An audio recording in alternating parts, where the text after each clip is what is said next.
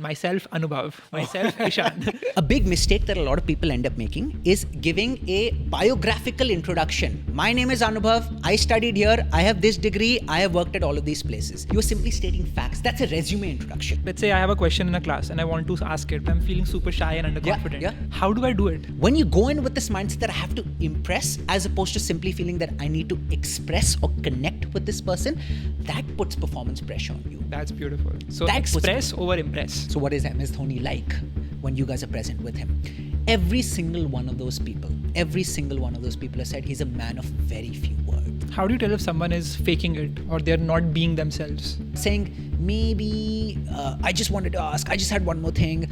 Yeah, kind of. You are implicitly apologizing to the other person. कि please गुस्सा मत होना मेरे से, लेकिन बस ये एक चीज हाँ मुझे पूछना था. Right. And that's how you actually end up becoming a much better communicator. Let's start the podcast, right? So I want this to be the ultimate guide for anyone who wants to improve their communication skills. We'll cover communication, confidence, English speaking, vocabulary. That's what you're like famous on Instagram for. And we'll cover each of these in depth so that people in any scenario, let's say they're starting their job, they're entering their office and they want to impress someone. Let's say they are going on a date and they want to have a great first impression. Let's say they are in a networking event and they want to go and basically be the star of the evening. How do they do that? Step by step, we'll cover all of that. But the first question I want to ask you with is, let's say I'm a developer, I'm a designer, I'm a product manager. I have learned all of these hard skills.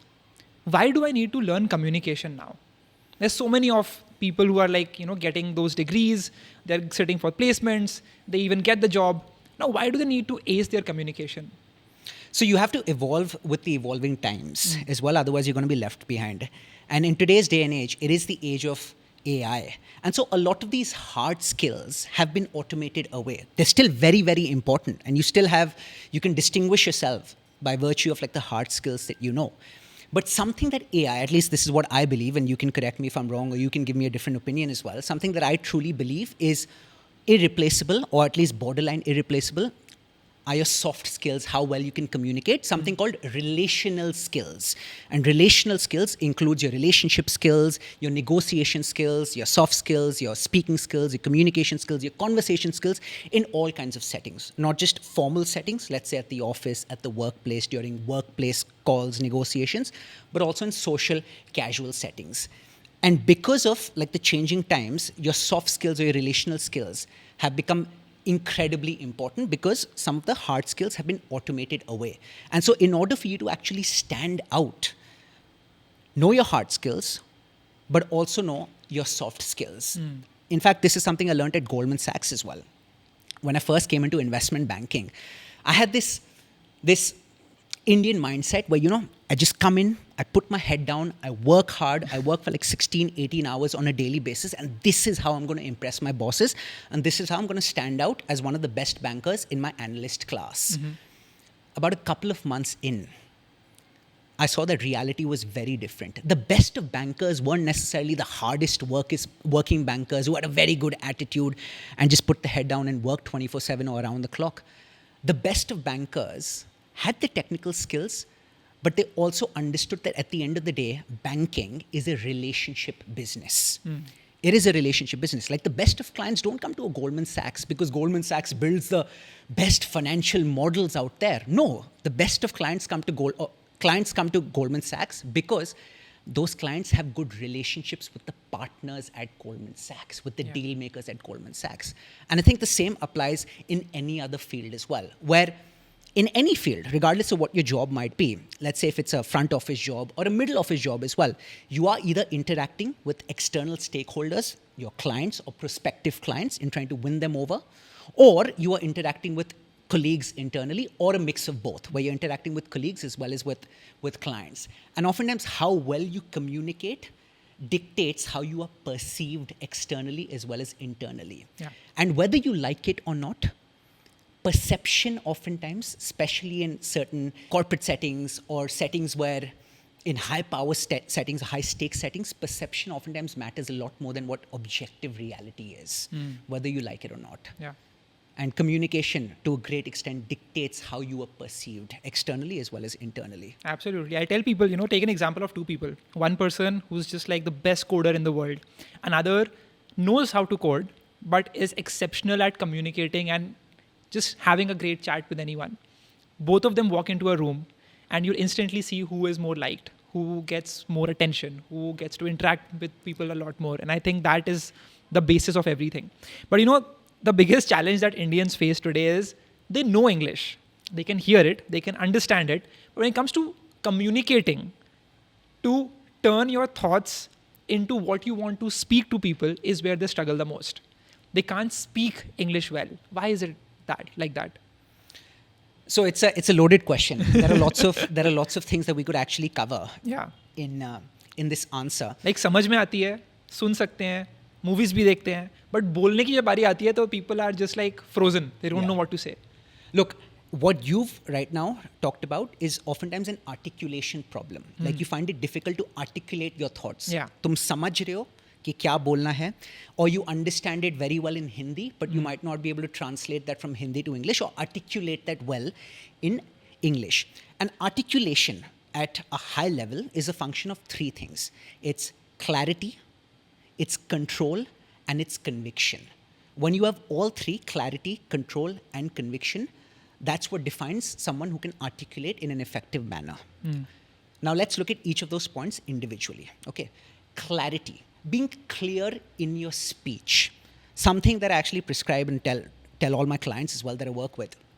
Clarity comes from, especially when you're nervous, when you aren't all that confident, instead of actually going for long, complex sentences, just shorten the sentences. Simple sentences. Fluency does not necessarily come from long, complex sentences or big words or sophisticated words that you're using. Fluency comes from flow, and flow comes from simplicity. Breaking things down into simple segments. And simple is very sexy. Yeah. Simple can be very sexy because we were talking about this off air as well. At the end of the day, one of the hallmarks, and probably the most important hallmark of an effective communicator, is how comprehensible that communicator is to the audience that's present. And sometimes simplicity gives you that flow, and that gives you that fluency, and it also does not come at the expense of the listener's understanding. Right? So that's clarity. So sometimes just use shorter, simple sentences. 5 to 7 words. 5 to 7 words, maybe less than 10 words, especially when you're slightly nervous. If you're feeling very confident, absolutely go for it. Yeah. I'll use a cricketing analogy because I'm a massive cricket fan. Let's say Virat Kohli's out there. The bowler's bowling really well. He won't go for a 6 first ball. He won't go for a 4 first ball. Yeah. He'll settle himself in. Maybe he'll play a few defensive shots. He'll work his way up in terms of confidence. Then once he's faced about 10 balls or so, he feels, I feel settled right now. Then he might go for some of those expansive shots or those extravagant shots. Yeah. It's the same here as well. When you might be slightly nervous, simplicity, simple sentences, because the chances that you botch the execution of a simple sentence is very low compared to what the chances of you botching the execution of a complex, long sentence is. Once you get that flow, then absolutely go for the extravagant sentences and the extravagant words. Okay? So that's clarity. Number 2, sometimes what happens is when you're a nervous speaker or a nervous English speaker, you tend to speak very fast. Let me get it out there before I forget something. Yeah, this was my first talk. So my father, I was 18. He took me to an event in which he had to communicate and give a talk. Yeah. And he was talking about emotional intelligence. And I was at the back of the room. And I had read this book recently called Grit by Angela Duckworth. Yeah. And he brings me up. He's like, now this was my talk. This is what I had to say so far. And now my son, Ishan, will come to the stage and talk about the recent book that he had read. I had never spoken to a crowd of people. Yeah. I've never interacted with people on a stage before. And there I was. I just came on the stage and I just wanted to get off as soon as possible. So the first thing I did was to just say it all out in one go. Yeah. It was like, मैं बस जल्दी से बोल दूंगा and I'll just get off. Yeah. That's all that I wanted to do. And people appreciated that I came up. I had that not giving up mentality. Yeah. So I gave the speech. I shared everything that I learned. But I wasn't communicating it effectively. I knew it from my inside. I just knew it. I could have done it better. Yeah. And the biggest problem was this. I was just speaking too fast. Yeah. In a way that people couldn't comprehend, I think 30-40% of it. They just didn't understand. Yeah. Look, since we're talking about pauses, why are pauses so important? Important for multiple reasons. And I call them strategic pauses. I'll tell you why they're important. Number one, as a speaker, it gives you a little bit of breathing room. So instead of you going at express pace during every single sentence, you take a bit of a breath, you take a deep breath, then move on to the next sentence. One of the other reasons why people are afraid of taking a pause is because as a speaker, when the spotlight is on you, when there are thousands, if not more than a few or a few thousand people in front of you, you feel that pausing for a second feels like an eternity. But it's actually not the case. Yeah. Like a second feels like an eternity when you're on stage, when the spotlight is on you. But it doesn't feel like that to the listener. So as soon as you realize that a listener doesn't care if you've paused for a second or two, you will become a lot more comfortable with the pause as well, and you will feel a lot more poised and grounded and calm. Yeah. Not to mention the fact that, let's say you're saying something important. If I have a little bit of a pause after I've said an important statement, it allows the listener who's present there to digest what I've just said before I move on to the next important point. And so I always say a pause after an important point and a pause before the start of an important point. Because then if I pause before the start of an important point, that important point just lands in a better manner. Yeah. Why do you think comedians actually pause sometimes before a punchline? They'll pause before a punchline. Yeah. Because now the listeners understood or digested everything that the comedian has said leading up to the punchline. Pause, then the punchline is delivered, and then the impact of the punchline is so much greater than what the impact would have been had the comedian delivered the punchline without a pause preceding it. That's also one of the reasons. So, more pauses, fewer filler words is another big thing. And both go hand in hand, more pauses and fewer filler words. Sometimes when you don't pause, you naturally move from one sentence to another or you transition from one sentence to another using an or an Replace those with silence. But why do people do it? Like, have you seen Elon Musk? You hear Elon Musk talk. Yeah. He will say something and he'll be like, we did this and then we made this happen and then the rocket was launched. In his talk, you will find at least a few every couple of sentences. Why does he get away with it? I wouldn't say he gets away with it. Yeah. If you asked me, okay, is Elon Musk one of the best public speakers in the world? I would probably say, no, he's not one of the best public speakers in the world. Yes, he still has a very charismatic personality. He still has a very fascinating personality. And the way you communicate is a contributor to how fascinating your personality is. But there are lots of other things that contribute to your personality as well. And maybe those other factors are going his way. Yeah. His communication, maybe not as much. He might be a top 20% communicator, but is he a top 1% communicator? Probably not. Yeah. Not to mention the fact that money talks as well, right? When you're the world's richest man, when you have multiple billions in your bank account. 800 billion, you know? I've lost count. मैं तो अभी इधर 800 रुपए अपने गिर गए but when you oftentimes get the benefit of the doubt, right? Like success speaks for itself. Like if a successful person says it, more people will listen. If a not so successful person says the same thing, maybe people are like, yaar, chal hat. People end up learning from that. People are like, okay, Elon does it. Yeah. So maybe it's like the thing to do. And it's okay. So you make someone like an Elon Musk your role model when it comes to, let's say, entrepreneurship, when it comes to work ethic, when it comes to conviction in what your idea is. But does that mean you make him your role model in everything? Probably not. So obviously choose your idols wisely, but then also know what to extract from your idols. Let's say if there's something I like about Steve Jobs, right? There are many things that I like about Steve Jobs, but there were some critics who talked about how Steve Jobs' treatment towards his own employees wasn't probably the best. So maybe I don't extract that from Steve Jobs, but I extract that from, let's say, someone else. And so be picky and choosy about your idols and also what you extract from each of your idols. Yeah. So just because Elon Musk does it, that doesn't necessarily mean that it's right that I do it. Because two wrongs does not make a right. Yeah, absolutely. Right? So more pauses. And as soon as you pause a lot more, you will naturally use fewer filler words because you've simply replaced those with silence. People are afraid of silence. But like I said, even 1 second or 2 seconds might feel like an eternity for you in that moment, but it's actually not. And if anything, it actually increases the impact of your message. So I talked about clarity. I talked a little bit about control. now I really want to talk about conviction because it's very important. There's very common advice that's peddled everywhere. Oh, one of the traits or hallmarks of an effective communicator is just speaking with more conviction. It's easier said than done. If I tell you, Ishan, What is conviction for people who want to know? I'll talk about that. If I tell you, let's go back to your example. Yeah. Your dad called you up on stage, said that Ishan's going to now talk about this book that he read, Grit by Angela Duckworth. And let's say before you go up on stage, your dad or anyone who's present there, your coach gives you this pep talk. Ishan, just go up there, speak with conviction. Will that automatically translate into you speaking with more confidence and conviction? No. Doesn't work. Conviction, in my opinion, is actually a byproduct. A byproduct of what? A byproduct of you genuinely caring about what you are talking about and being truly attached to what you're talking about and firmly and thoroughly understanding at a very conceptual or fundamental level what you are trying to convey. And when that happens, conviction, liveliness, animatedness, energy, enthusiasm, they become byproducts. So all of these are downstream of you having a firm and thorough and conceptual and fundamental understanding of what your material is.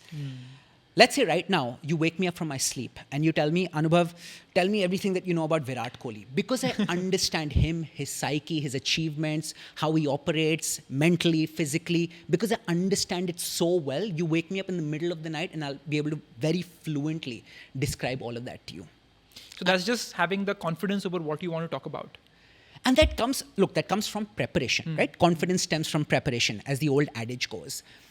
But it also stems from you actually truly believing in those words. Like a big mistake that a lot of people make right now is outsourcing the writing of some of their speeches to ChatGPT, which is fine. Absolutely use ChatGPT. No, I hate it. Use ChatGPT as a second brain, not a first brain. The first brain should be your brain. And then ChatGPT becomes, like, say, a collaborator that fine-tunes or polishes what you are saying. But if those words are written by ChatGPT, you will never, ever feel a sense of attachment to those words because they're not your baby, they're someone else's baby. Absolutely. I'll give you a beautiful example. 2021, I was doing some work for KKR. I was doing some anchoring work for the Kolkata Knight Riders. And it was a Hindi show that I was presenting on. And back then, my Hindi was very shabby. Very shabby. Why was it like that? I'll talk about it. And in fact, we can use that as an example of how you can become better at speaking any language, be it Hindi or English, because the same principles apply. My Hindi was very shabby. One of the reasons I spent 7 years in the States where I was only speaking English, so my Hindi was a bit rusty. I won't say shabby, but a bit rusty. Yeah. And I'd just gotten back from the US and I got this Hindi role. So naturally I was very nervous, 2021 for KKR. My producer used to give me lines that, look, these are the lines that you have to speak in front of the camera. And Ishan, even if I got, let's say, 50 rehearsals under my belt, I just did not come across as someone speaking with that conviction, with that emotional honesty. Until I had this eureka moment that I realized that, listen, these are words that are not produced by me. This is not how I would say it. It's someone else's lines that I'm trying to regurgitate right now. And no matter how much I try to rehearse this, it will not come across as, they will never be natural to me. So was there a teleprompter? Did you have to No memorize it? teleprompter. I would simply end up memorizing it or at least understanding the concept and saying it that way with 80 or 90% of the words or the phrases intact. Right. Until I realized that, listen, Anubhav, how would you say this in your own words? And then we changed the process a little bit. And this was in consultation with my producer. My producer used to give me the lines. I used to read the lines, but then I used to rephrase those lines and change them into how I would say it. And automatically, just that simple change ended up being so effective. What I would come across as being someone who's speaking with a lot more faith and conviction because those words were produced by me. They were my babies and not someone else's babies that I had rented. So when you're truly attached to what you are trying to convey and you understand it in and out, that automatically then leads to you speaking with a lot more conviction, fervor, enthusiasm, energy. Yeah, absolutely. But let's take various scenarios. Say I'm meeting someone for the first time and I want to start a conversation. Yeah. How does that happen? How do I start a conversation with someone who I have no context of? I've never met them. Probably they're at an event or they are in the office. they're in any public setting and I want to go up to them and just start talking. Yeah. Probably I want to have a chat with them. Probably they're senior to me. How do I start it? So starting a conversation with anyone, and this doesn't necessarily have to be someone of the opposite sex, right? Anyone, it could be in an office or in a casual setting. So the first thing that I would say is, a lot of what holds a lot of people back is the fact that they feel they have to come up with that one-liner.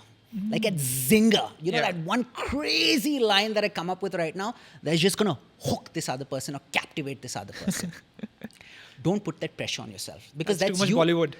Bollywood. Or that's you unnecessarily putting performance pressure on yourself. That, I have to come up with this, this smart line that just makes me come across as like this smooth guy who's full of riz. Yeah. You don't have to do that. You can simply say something that's observational.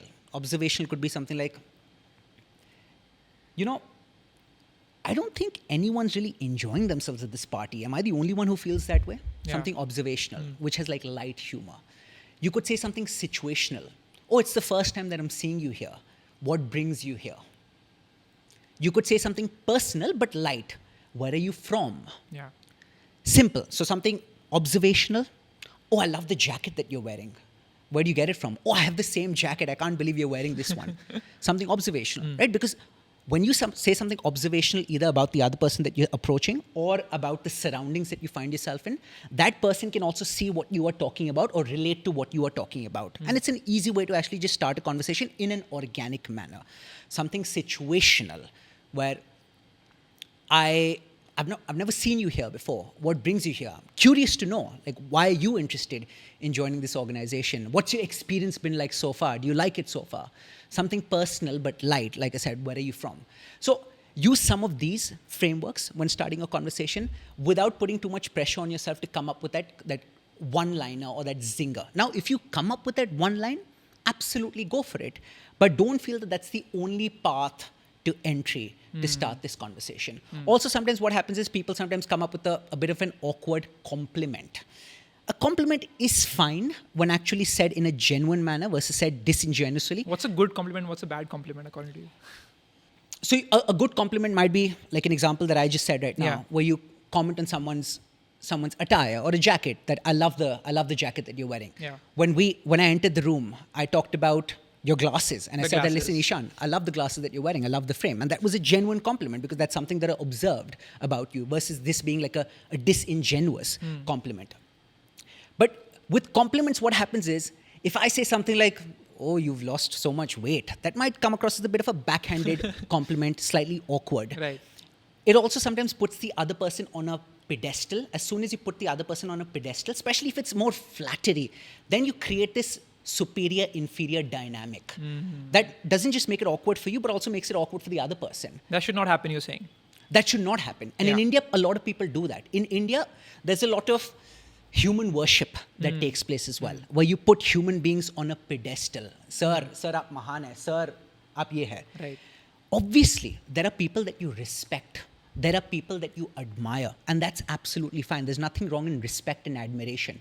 But there is a line, and a not so fine line, in fact, a big line between respect and admiration and bootlicking, where you become a sycophant, where you create this superior-inferior dynamic that also makes it very awkward for the other person. Let's say if I am an accomplished person and there's someone who's trying to talk to me and saying, sir, a big fan, sir, this, sir, that, I also feel a bit awkward, and I might not want to open up in front of that person. Yeah. So if you truly want the other person that you respect and admire and perhaps even idolize to open up to you, try connecting with that person and look at it as a conversation or an exchange of energy between two people. Now, maybe that other person is more accomplished than I am. Maybe the other person is more successful than I am, richer than I am.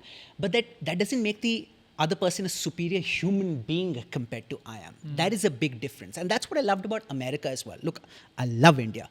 But in America, what I saw was, for the most part, yes, those titles matter. Like CEO will, all else being equal, end up getting slightly more respect. Usko zyada darja diya jayega compared to someone who might not be a CEO. But something that I see in America or something that I see in the West is, let's say even if it's someone who's working in a blue-collar job, a security guard, a janitor, even they are treated as human beings as opposed to being treated as as scum, as people that I shouldn't be approaching because look at this person's status. So India is a more status-driven society compared to, let's say, societies in the West. And a lot of it stems from the fact that, human worship is such a pervasive part of what our culture is like. It's also because the way we communicate with someone, like you have to always append a sir at the end of it. Yeah. While in the US culture, just call someone by the name. Yeah. And it has happened so many times with me. The first time I interviewed Ankur Variku, I was just chatting with him like, hey Ankur, great having you on the show. Let's talk about this. Tell me about this. Hey Ankur, this, that. And the comment section was filled with people being like, hey, why aren't you calling him G, Ankur G, or Ankur Sir? I could absolutely have done that. I respect him a lot. He's elder to me. But it's just natural for me to just call someone by the name. Yeah. And so it was so weird to see all the comment section of people be like, you don't respect him. You don't think that he's someone who deserves respect. You should call him by Sir or G or something like that. Yeah. Sometimes what happens is you might actually want to... Sometimes I err on the side of caution, where if I think that maybe calling this person sir might be better, I start with sir and the other person objects himself or himself. So this happened with Harsha Bhogle actually. So the first time I met him, I was in awe and I started referring to him as sir, just to err on the side of caution. And then he himself said, you can just call me Harsha, it's fine. And so that's another strategy that you could deploy, maybe err on the side of caution. And then if the other person objects, then just stick to the first name. But even if you just stick to the first name from the get-go, I don't think it's all that much of a problem, because respect isn't defined by all of these titles that you use to address someone. I think respect oftentimes comes from how you converse with that person, how you make the other person feel, how easy you are to talk to. I think all of these convey warmth, respect, and kindness towards the other person versus simply having these titles that you use to address the other person. So that was about how to start a conversation with someone. Now let's say I have to introduce myself to someone. Let's say I need to prepare a 1-minute pitch that tells someone who am I. Most people, when they meet someone, hey, how are you? What do you do? Like the first question they end up asking is, what do you do? As if like the whole identity is dependent on the work that I do, and that's basically what you need to know. Is that right? And then if I have to finally introduce myself, how do I do so?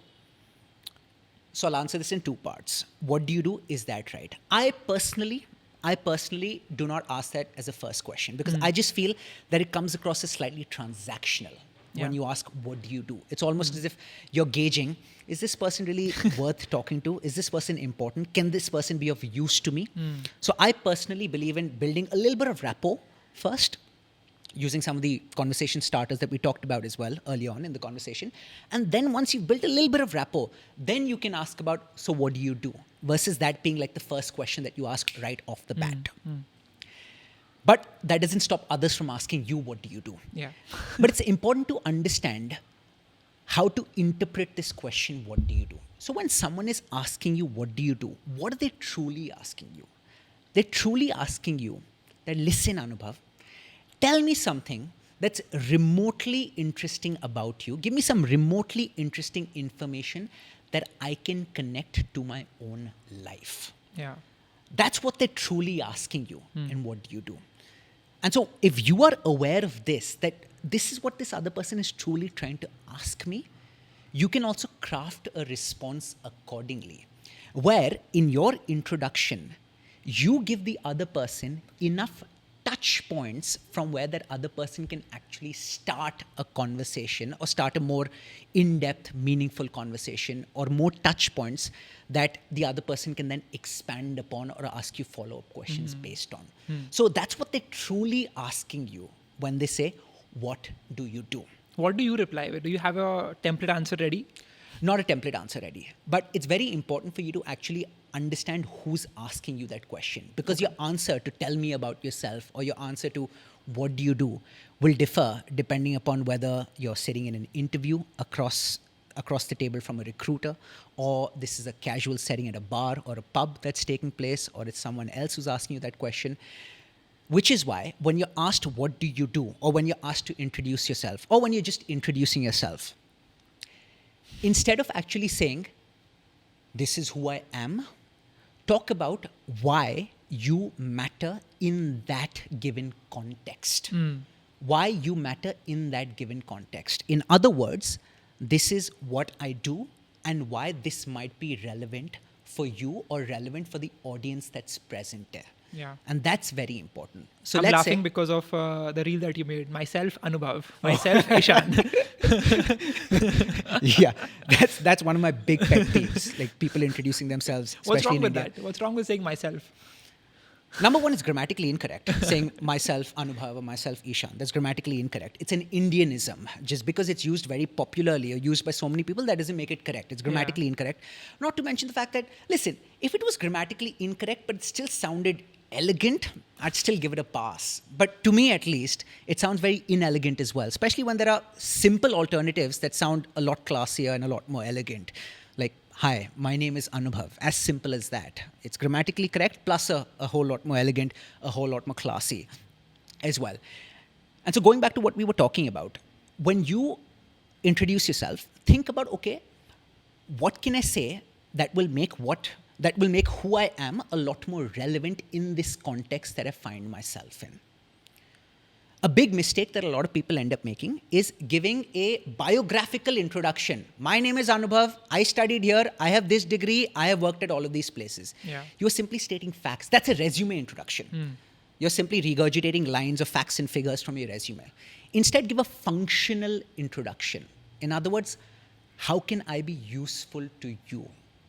That's a functional introduction. So we're talking about communication here. If you asked me, Anubhav, can you give me like a two-line introduction about yourself? I'll probably say something like, hi, I'm Anubhav. I'm a former Goldman Sachs investment banker, now working as a presenter and a communication consultant, and I can help you speak in a more clear, articulate, confident, and authentic manner in everyday life, both in formal settings as well as informal settings. So you covered your past, what you're doing right now, and how could you be of use to people who are watching? Absolutely. So that's the structure that I followed. And because it's a podcast about, let's say, communication skills, conversation, this is probably what I said is probably most relevant for the people who are listening.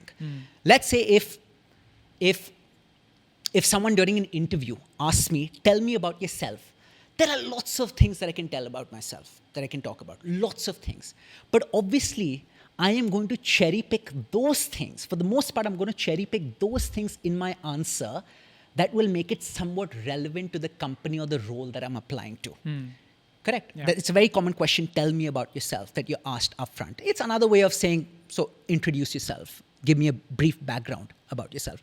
Now, if someone asked me, tell me about yourself, will I give the same introduction that I would give to that interviewer who's asking me that question? Absolutely not. So I have to understand, I have to read the room, I have to play to the gallery, understand that what is relevant in this present situation that I find myself in. And so it's almost as if you are now giving an answer through the lens of the listener's mind versus anything that you want to say. And I think what I just said right now applies to the concept of authenticity as well. And I think this is something your viewers will probably benefit from a lot. You hear this advice, be yourself. Just be who you are. Just speak your mind. Yeah. Does that mean you speak your mind in every situation that you find yourself in? Absolutely not. But does that mean I'm being inauthentic? No.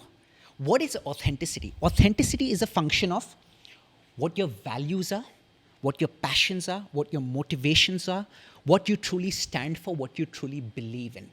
That's what authenticity is. Authenticity does not mean I just speak my mind all the time. So when you're in an office setting, there are certain things that you will refrain from saying. Like, let's say, locker room conversation that you might have with your bros. You naturally won't have that with your office colleagues or your bosses. Does that mean you're being inauthentic? No. It's simply a curated persona. Based on the context. Based on the context. So the persona that you curate for yourself in an office environment might differ vastly from the persona that you curate, let's say, when you're with your lads, having fun. These are curated personas. But you can still be authentic in both cases because, like I said, authenticity is a function of your values and what you believe in. Let's say honesty is one of your values. Yeah.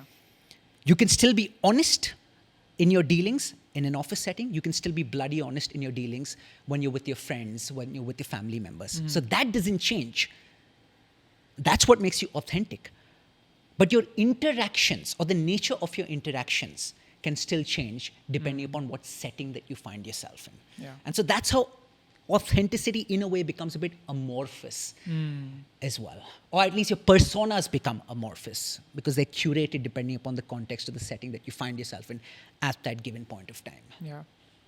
There are a couple of things that we want to talk about. First of all is, how are you so good at communicating with your non-communication cues?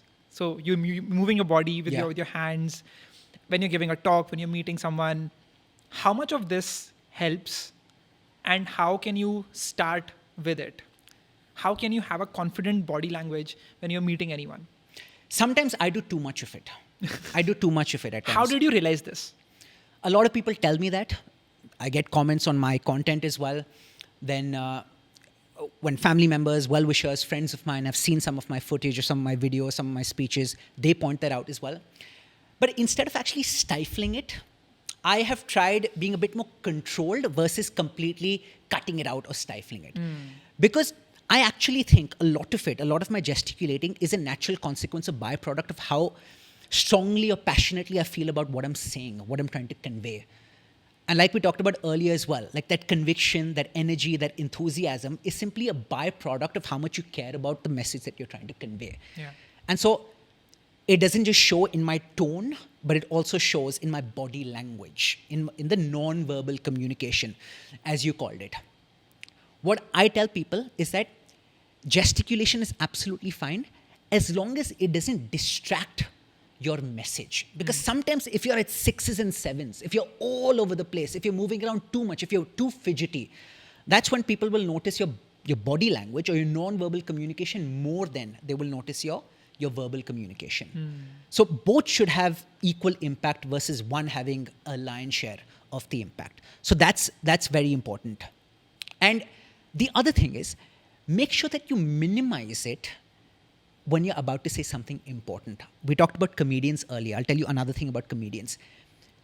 Comedians on stage, if you've been to a stand-up comedy show, if you've seen comedians online, they move around a lot. Yeah.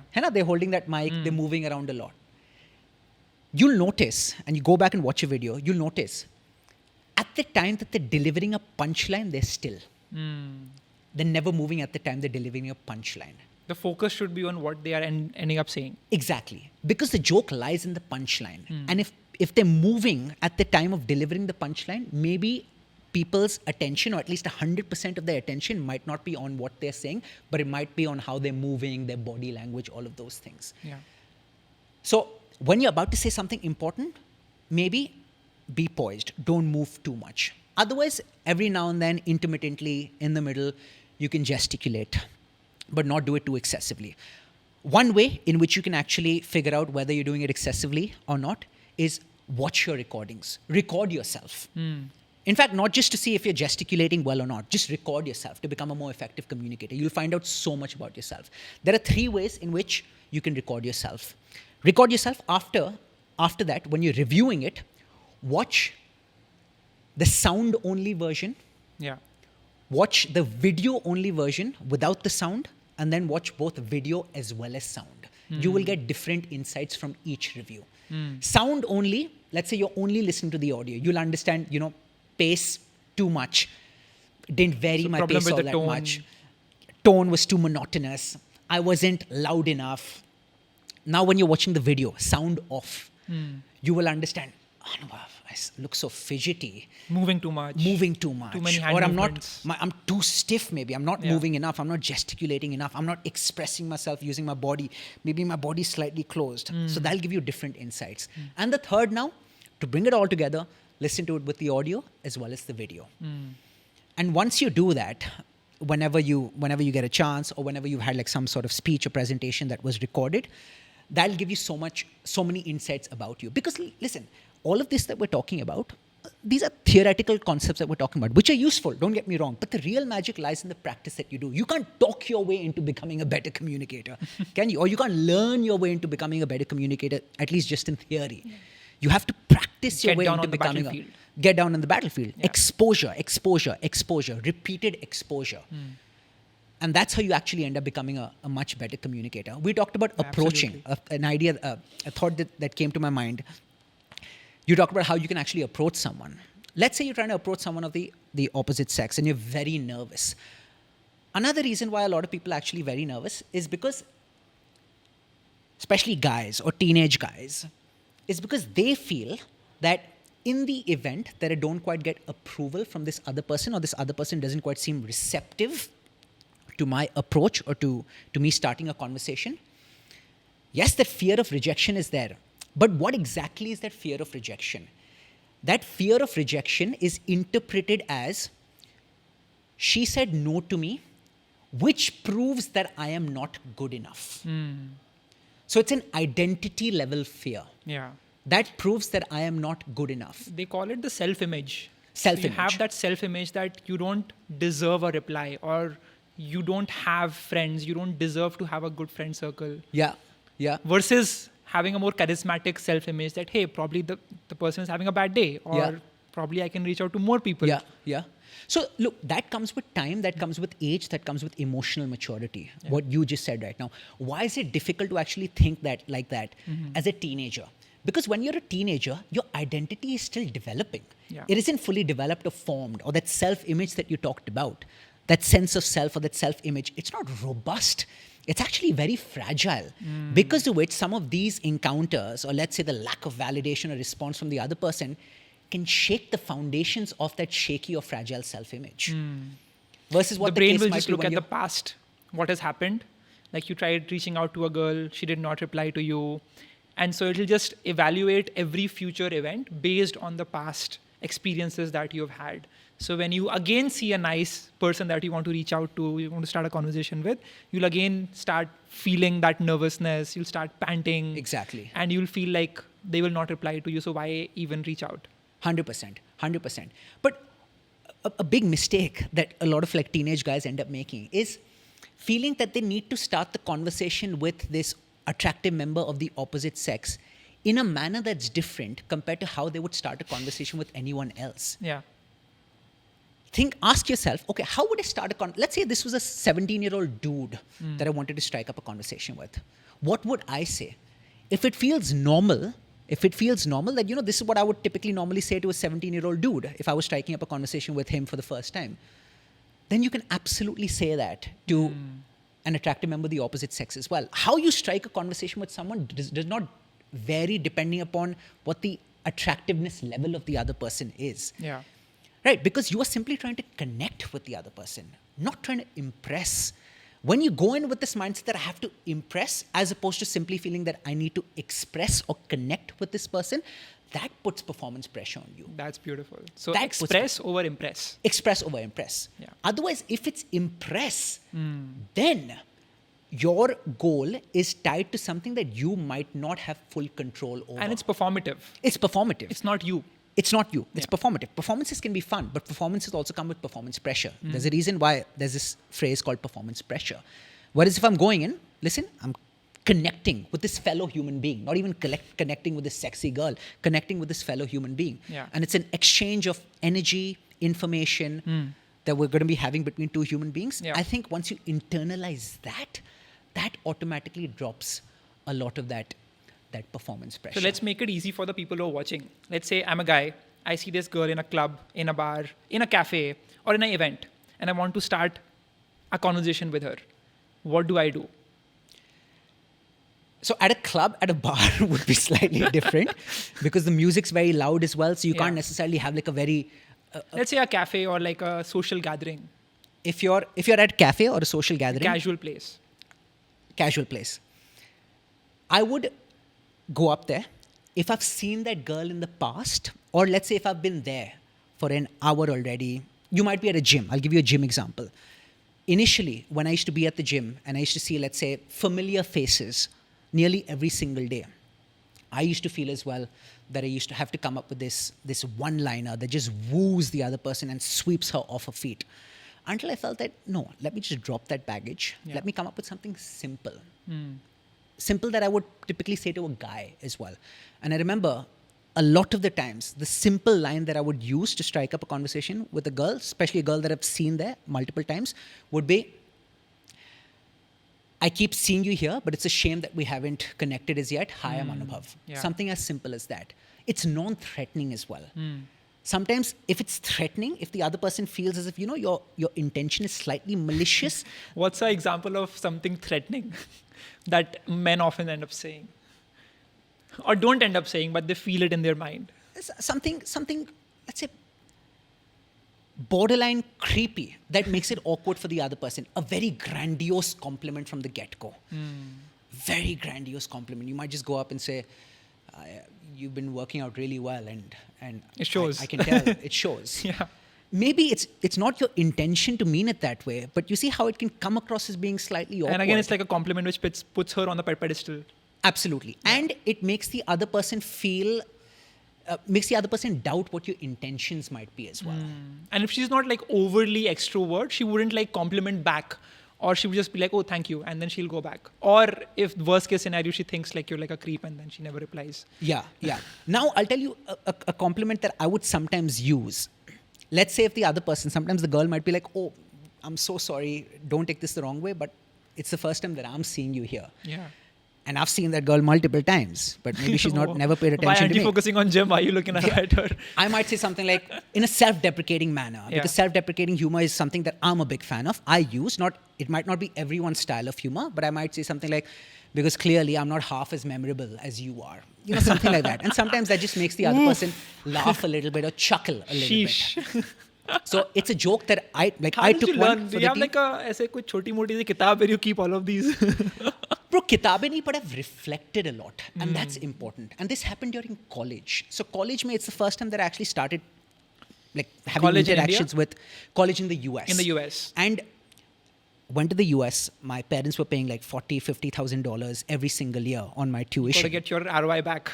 Exactly. That was my mindset. Listen, Anubhav, if you're staying in your shell or only interacting with fellow Indians and your compatriots, then kya fayda hua abroad jane ka? Because otherwise you'll end up getting the same, you won't get the foreign education experience. And here there are people, it's a melting pot, people from the US, from Australia, from Canada, from the UK. You have this opportunity, so make the most of it, not least because your parents are like shelling out $50,000 on a yearly basis. And so that sort of like lit a fire in me. And I took it upon myself that, listen, I'm just going to approach as many times as possible until, I become comfortable being uncomfortable, coming out of my comfort zone. And, slowly but surely, Ishan, you realize that it's so thrilling. It is so thrilling. Few times you make a fool out of yourself, but then you go back to the drawing board. You're talking about socializing or flirting? Socializing, flirting, both. You go back to the drawing board, let's say after like a botched attempt. Instead of being hard on yourself, think about, this is what she said. And if I was more quick-witted, maybe this would have been a good line to say in that situation. Yeah. So this is like a post-mortem analysis or reflection that you're doing in a healthy way, not beating yourself up. So now what happens is, inevitably, a similar situation, if not the same situation, will present itself somewhere down the line, in the near or the distant future. Because of that reflection now, you know that this is a better line that it could actually come up with in that given situation. And so the next time that situation presents itself, you're more equipped. You're better equipped because you've already done your homework through the reflection that you did. Through practice, deliberate practice. And now over time what happens is you do more and more and more and more and more of it. You become so confident that you put me in any situation, I will be able to think on my feet. But that only came because of all the reps that you undertook. Something that I used to do in lecture halls. So lecture halls used to be about 250, 260 students in a lecture hall. I made a pact with myself that during every single lecture, I will ask one question in front of the entire lecture hall.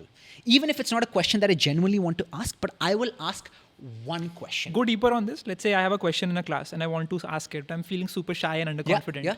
How do I do it? I don't want to look like I'm stupid. I'll tell you what I would do. Let's say an actual question that came to my mind. Or maybe I just manufactured a question because the purpose is not to get an answer from the professor, but the purpose is just to practice my public speaking in front of like 250 or 260 people. In a 50-minute lecture, sometimes for the first 20, 25, 30 minutes, instead of paying attention to what the professor is saying, I am simply rehearsing that question 200 times in my head.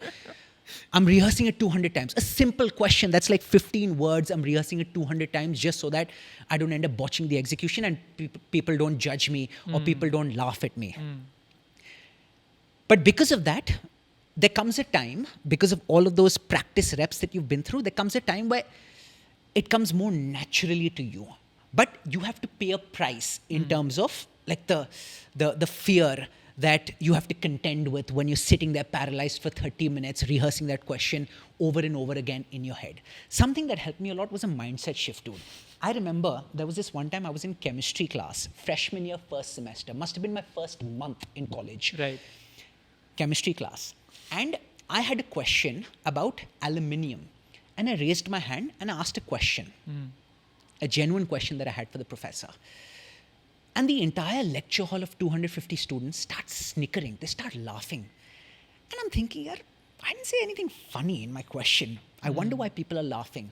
And then the professor, in a tongue-in-cheek manner, says, "Sir, we call it aluminum in this country, not aluminium." Because the US pronunciation is aluminum. Aluminum. The UK pronunciation or the Indian pronunciation is aluminium. And I'll tell you what, Ishan, instead of being mortified or red-faced, during that moment, I actually felt slightly proud of myself. I felt, listen, mate, I am cut from a different cloth compared to all of these people. Yeah. And the way I stand out is not by fitting in and being exactly the way they are. But I stand out by actually being different, because what makes you different is what makes you exotic, what makes you fascinating. You're the dragon fruit among the oranges. I guess so. And the apples. I guess so. But if you end up being like like every other Tom, Dick, or Harry, and you're cut from the same cloth, then what really stands out about you? And that's also one of the reasons why I never felt the need to change my accent when I was in the US, something that a lot of like Indian kids who go abroad to the UK or to the US do. With all due respect to them, look, to each their own, different strokes for different folks. I'm no one to tell you should do this or you should do that. You weren't calling Santosh Santosh. I wasn't calling Santosh Santosh. Rohan, or calling myself Anubhav. Because I just felt that, listen, if I speak the way I speak in India, the way I speak with my fellow Indians, I think there'll be something different about me versus me trying to speak the way Americans speak.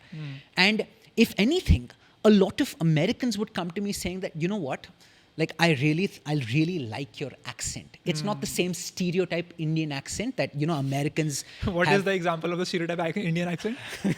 Today we are going to talk about this. And Sir, what to do? Look, where do you think that comes from? Like, I don't think anyone in India that I normally meet talk like that. Yeah.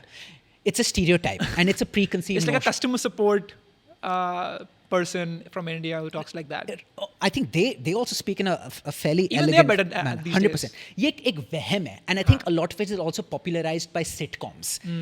By Raj Kuthrapali from Big Bang Theory. 100%. Because of which Americans have this impression, or this incorrect impression, is what I would say.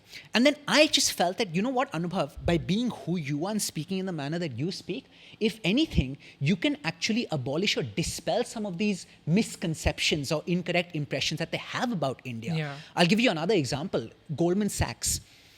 When I started my job, I was in the front office. There weren't many Indians straight from India who worked in the front office, where you're actually dealing with clients. Most of the Indians, there were exceptions obviously, but most of the Indians worked in the back office, in the middle office, customer support, all of those roles. And a lot of Americans that I used to work with in the front office, they almost had this default setting in their mind that agar Indian hai, that means, he's not the best communicator, he's a bit awkward, technically brilliant, but socially very inept. And then when I would just be myself and speak with them the way I speak with anyone, they would be pleasantly surprised that no. Like this is not or like his behavior, his style of speaking is not in accordance with the misconception that I have planted in my mind. And that gave me, I don't know, if you want to call it perverse pleasure, you can call it perverse pleasure, but it gave me a great deal of joy in almost in a subtle manner, proving them wrong and changing their mind or their preconceived notions about how Indians are and where they're skilled and where they're not so skilled. Going back to the college example that we were talking about, so that made me feel a bit different, and a big mindset shift that changed things for me that I remind myself of even today. Even today, there are times when maybe I have to muster up the courage to speak up, and I might be afraid to say something, and I feel as if, no, Anubhav, let's just stay silent, let's not speak. I used to tell myself that, let's say, even if I ask something stupid and make a fool out of myself and the other people in the lecture hall are laughing at me, I tell myself, who had the balls to ask the question? Yeah. Who had the balls to ask the question? Who had the courage to ask that question? I was that one. I would rather be someone who's out there in the middle, playing the bloody game and getting out for zero. Then be on the sidelines and Then be on laughing. the sidelines being a mere spectator. I'd rather be a shitty player than a great spectator. Yeah. So that's what gave me a lot of confidence. And there's this beautiful quote that I talk about a lot that sums up what I just said right now. It's this quote from this Swiss film director. I think his name is Jean-Luc Godard. He said, "He who steps into the void owes no explanation to those who stand and watch." Wow. And I just felt as if, I'm the guy who's stepping into the void, who has the gumption, the grit, the gall, the courage to step into that void. And even if they're laughing, I don't owe any explanation to them. At the end of the day, it's a choice between, okay, do I lose a little bit of respect for myself by not going for it when I feel that I should have gone for it? Versus maybe not be laughed at in the event that I might potentially end up saying something stupid. If it's a toss-up between both, I'd rather be laughed at, but then seek inspiration and solace from the fact that, you know what, Anubhav, I went for it and didn't lose respect in my own eyes by having played it safe and just sat back and not uttered a word when I felt that I ought to have. So that's like this mental reframe that helps me even today. Better to be living the life to the fullest than to live with regret. Absolutely. Beautifully said. Beautifully said. It's like that penguin who finally chose the mountains and went for it. You've seen the trend on Instagram? I haven't seen that one. So there's like this recording from 2007 documentary in which there's like a group of penguins who are all huddled up together. They call it a waddle, a group of penguins. And there's one penguin who just decides to go to the mountains alone. He might not have survived, but he was the one who truly lived. Oh, wow. Wow. Similar to the ugly duckling as well. Yeah. That ugly duckling, just because he looks very different compared to the others, feels that he's inferior or doesn't look as beautiful as the others until the ugly duckling realizes that he's actually not a duck, but a swan. And is completely different, has different merits, different characteristics, and should not compare himself or herself to the ducks who are there. So it's about you actually realizing that, no, I'm actually made differently and I have my own unique characteristics, my quirks, my idiosyncrasies. And instead of stifling my quirks and idiosyncrasies, I actually showcase them because that's exactly what makes me me. Absolutely. Yeah. Very cool. There's one thing that we have not yet touched upon, and that is... Many other things. Anything is fair game. Kuch bhi pucho, mere paas jawab hai. I think people who've been watching this podcast for like an hour now, they will all say that, bro, Anubhav is just confident. He just like gets it. And I don't, is what they'll say. And so ye sari tips and tricks will apply to them who are like inherently like confident about what they want to do, who they want to go up to and just have a conversation without thinking about the consequences or what they're going to say, if they laugh or not. How do you build this massive amount of confidence inside of you? तो जो कह रहे हैं कि I'm very confident, उनको क्या मालूम मेरे अंदर क्या चल रहा है, मेरे अंदर क्या गुदगुदी हो रही है, मेरे अंदर क्या nervousness के बम फट रहे हैं. So you're faking it. Look, I'll tell you what. I use the word nervousness right now. Yeah. You use the word confidence right now. A lot of people feel that confidence and nervousness are mutually exclusive. Confidence is not the absence of nervousness. That's not what confidence is. It is choosing to show up in the presence of nervousness. Yes, that is absolutely one way to look at it. That it's similar to what courage is like. Courage does not mean I don't have any fear. Courage means acting in the face of fear or acting despite the fear. Something similar to what you just said right now. Confidence does not necessarily mean absence of nervousness. Confidence does not necessarily mean calmness at all times. I can actually be very nervous inside, but still appear confident. Confidence comes in the form of control. Control. The most confident speakers, you will notice, if you truly look at them and study them, they appear in control. So maybe I'm internally very nervous, but if I speak in a controlled manner, if what I deliver in a controlled manner, I come across as confident. In fact, I would even say that nervousness is healthy. It's eustress, not distress. Eustress is that healthy bit of nervousness that you experience whenever you're about to do something that truly means a lot to you. Let's say before this podcast, healthy nerves, absolutely. I feel them because, I care about this. Yeah. We're having this conversation. There'll be lots of people who will be listening. So I'm not wearing this cloak of invulnerability that I feel zero nervousness at all times. I feel that nervousness, but when that nervous energy or that eustress is channelized in a controlled manner, that is what creates presence. That's what creates presence. So instead of that nervousness stifling you, it actually sometimes brings out the best in you. So that's one reframe that people should internalize, because just understanding this can again help in lifting a little bit of that pressure. Another thing that we talked about as well, a lot of confidence comes from preparation. Let's say if I know my material in and out, Ishan, I will naturally be a lot more confident when I'm talking about something. Like I said, I can say it in my sleep. But if you ask me right now, Anubhav, give me a 15-minute sermon or monologue on AI, which is a topic that I'm not all that well versed with, I'll do a very shoddy job. And you'll all of a sudden you might see me being at sixes and sevens all over the place, not in control, maybe speaking too fast because I'm nervous, gesticulating too much in a frantic manner versus in a calm manner. So a lot of that comes from truly understanding what you're talking about, what your material is, versus not having any idea. You can tell me right now, Anubhav, I speak in English and I can speak very fluently and I can speak in a smooth manner without having to think too much.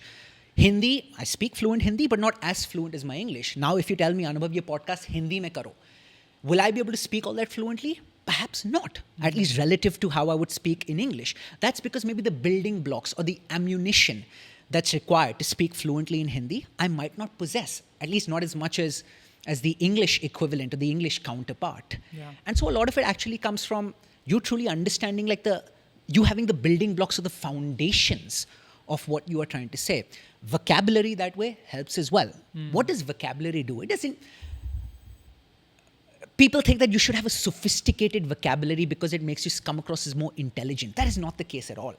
You can use a big fancy word, a sophisticated word, but if the listener doesn't understand it, it falls on deaf ears. Yeah.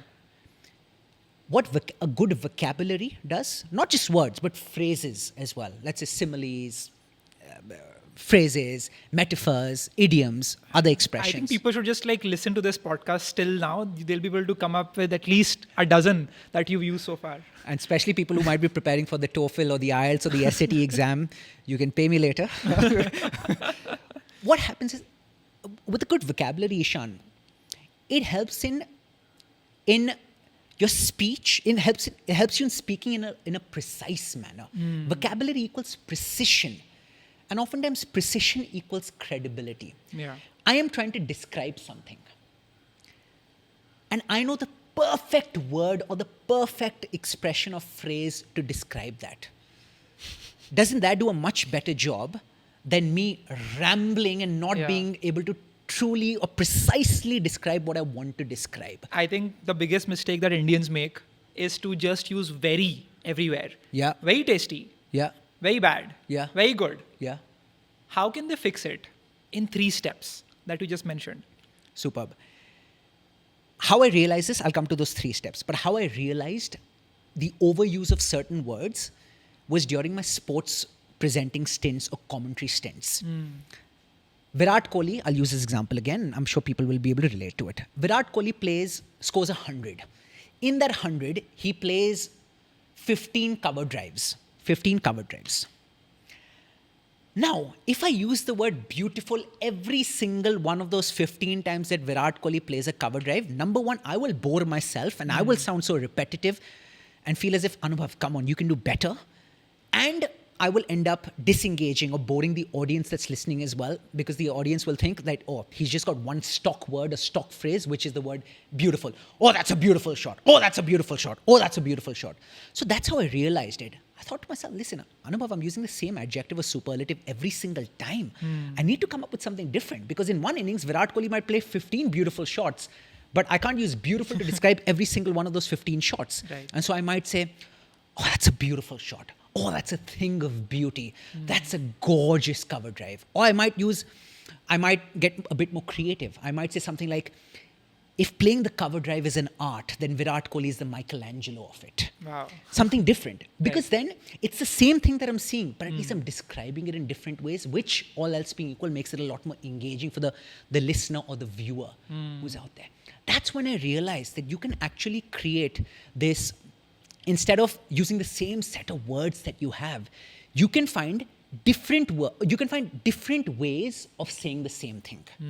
Different ways of saying the same thing. Let's say we use the word angry very often. I got angry. I was angry. She was angry. And you catch yourself using angry so much. Go there, look up synonyms of the word angry. You'll find something like vexed. The next time, just tell yourself that instead of using the word angry, which can be a bit mundane or commonplace, especially if I'm using it all the time, I can mix and match. I can switch it up. Maybe use angry sometimes, maybe use vexed other times. I can use irked maybe other times. Seething. I was seething other times. Yeah. So that's how you mix and match, and it just makes you a more exotic communicator, and you end up becoming more engaging. So this is something that I do. I might end up finding words that I very commonly use, perhaps even overuse, and I look up synonyms of those words. What your brain does is, your brain learns by association. So now your brain has formed an association between the commonly used word angry and some of its more exotic or less commonly used alternatives or synonyms. Vexed, seething. It's formed an association. The next time I'm about to use the word angry, because of the association that I've planted in my brain will gently nudge me To swap that. to swap and perhaps use vexed and seething. And so I'm more likely to actually use some of those more exotic alternatives. Now, I am not saying use a big word just for the sake of using a big word. Let's say if I'm speaking with someone and I just feel, or my gut tells me that they might not understand what vexed means or what seething means, I will not end up using it. I'll go for the safer angry. Because sometimes the same old thing is the same old thing for a reason. Yeah. And trying to change the same old thing or reinvent the wheel unnecessarily is a fool's game. So you don't want to do that. But that comes with experience. So a healthy balance between making sure that the point of communication is to make sure the other person understands, but to make sure that what you're speaking also sounds better. Absolutely. I'll give you a beautiful example. So I was at a wedding recently, and it's something that I still chuckle to myself when I think about it. And we were at this round table. There were 3 or 4 people. We were eating food. And I remember saying, not because I wanted to show off or anything, I remember saying, the food is sublime. I said that. And then one of my friends, out of curiosity maybe, he just said, why do you have to say sublime? You can just say delicious. And sure, I can say delicious, and people will absolutely understand what delicious means. But maybe I just felt that delicious, More classy. very commonly used. Yeah. Sublime is a word that at least I am a fan of. And sublime is also not one of those words that most people do not know. I think people will still understand me if I were to use sublime, or let's say scrumptious instead of using delicious. People would still understand me. So why not use something that I find sexier and something that the other person also understands equally well as that other person understands delicious?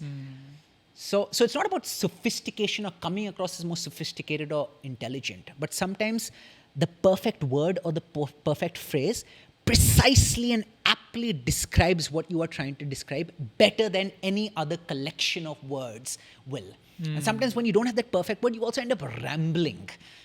You also end up rambling because you're looking for the best way to describe something, whereas there can be one word that beautifully describes what you're looking to describe. So let's say I want to improve my vocabulary as a habit every day. Yeah. If I want to start with finding new words, but making sure that I remember it in the long term, how should I do it? It's a beautiful question that you've asked, Ishan. It is the difference between someone who simply has this dictionary in the head versus someone who actually puts what he or she learns to good use in everyday life and everyday conversations. This is what I do, and I think everyone should do it because it's worked wonders for me. Let's say I'm reading something or watching something. I actually pay attention to certain words or phrases that were used. I pay attention to it. And maybe it doesn't come naturally to people, but if they have this intention, it's only a matter of time before it comes naturally to them. Oh, I heard that word. It's an interesting word. I've heard it before, but I don't quite know the meaning. And it's an elegant word, at least to me, so let me make a note of it. Make a note of it, number one. Number two, obviously look up the meaning, look up the definition of what that word is or what that phrase is. Look up examples of sentences that utilize that word or utilize that phrase. Look up synonyms of that word or phrase, because you can actually use the power of association. Right. Oh, this word means angry, or one of the synonyms is angry. Great, I found this relationship or this association between angry and this word. I anyway use angry so much. Now I won't use angry. I'll use this other word that I've just learned right now. Right? You look up synonyms. And the most important point that actually determines whether you will truly use this in everyday settings or not is asking yourself, when can I use this word or phrase? Think through it yourself. I can use this the next time I am interviewing someone. I can use this when during dinner time when my mother says this. I can use this in these settings, these situations, in these contexts. Then what happens is, when you actually find yourself in that setting, that situation, that context, you are a lot more likely to actually use it. I'll give you an example that just came to my mind. I recently learned this phrase. It's a simple phrase. The meaning is self-explanatory, but it's a phrase that people seldom use. Yeah. Lit up like a Christmas tree. Lit up like a Christmas tree can have two meanings. One of the meanings is when something is very brightly illuminated. That's the literal meaning. And the second meaning, because a Christmas tree is very brightly illuminated. And the second meaning is whenever someone has this smile on their face, a lot of joy on their face, their face is lit up like a Christmas tree. And so I asked myself, okay, when can I actually use this phrase? And I thought to myself that the way I can use it is, or one of the ways in which I can use it is that, let's say at night, it's 9 p.m. or 10 p.m. when people say dim your lights, the Andrew Hubermans, the Matthew Walkers, they say dim your lights, otherwise it affects your sleep. Let's say in my household, if the lights are very brightly on and my mother's turned them on or my partner's turned them on very brightly, I can just remark, why is the house lit up like a Christmas tree? Something as simple as that. Yeah. Right? That was a note that I made to myself, that this is one of the many situations in which I can actually end up using this phrase or using this word. So now, like I said, when that situation actually presents itself, especially if it's a situation that presents itself very commonly, then that word or that phrase will come to your mind. This needs to be a deliberate, you have to think about it, that, okay, now I'm going to use it. Right. Exactly. So that then completes learning or mastering that word. Not just word definition. Then yes, you can have a brilliant database of words in your head and someone quizzes you. What's the meaning of this? This. What's the meaning of this? This. But that's just like you taking part in a spelling bee. Yeah. But does that guarantee that you'll actually utilize those in everyday conversation? It doesn't come with that guarantee. I'll give you an example. So there's this very long word which basically means beautiful. Yeah. But it's used by some people. Superfragilistic, alidocious. I've heard it. Yeah. Expialidocious. Yeah, this is the word. So the word is supercalifragilistic expialidocious. And it basically means beautiful. But how many of us are going to use this word in a normal setting, in a normal context? No one. So that's one of the reasons why I won't necessarily look up the meaning of every single new word that I come across. Yeah. For me, it's like I come across a word. It is a word that I'm somewhat familiar with, or at least I've come across it in the past. And it is a word that is used fairly commonly in writing, or I've heard it in the past. Not one of those very obscure words that absolutely no one uses. Then you're simply learning it to show off to people. Yeah. Which should not be a good thing. You could do it if that's what soothes your ego. Absolutely do it. But at the end of the day, in day-to-day conversational settings, is it really effective? Not quite much. So think about, select words. Is it something that's fairly commonly used? It's something I've heard of but don't quite know the meaning of. I've come across this word in the past. Yeah, maybe let me look up the meaning of this word versus looking up the meaning of every word, no matter how obscure that word might be. Then it's something you're simply doing for your ego, or you're simply doing that, or you're doing that and wasting your time as a result. So one thing that we briefly talked about is how do you sound humorous when you're talking to someone, right? Like, I think self-deprecating humor was one example that you just gave. But how do I consciously introduce humor when I'm talking to someone so that it's a fun conversation. Number two, they also remember this chat and me as a person later on. How can I be more humorous? One way and only one way. You have to enroll yourself in the Anubhav Jain School of Humor and Public Speaking. You see what I did there? We're talking about humor, huh? Humor, it's a complex topic and a very interesting one as well. And like you rightly said, it makes you come across as someone who's very personable, someone people like.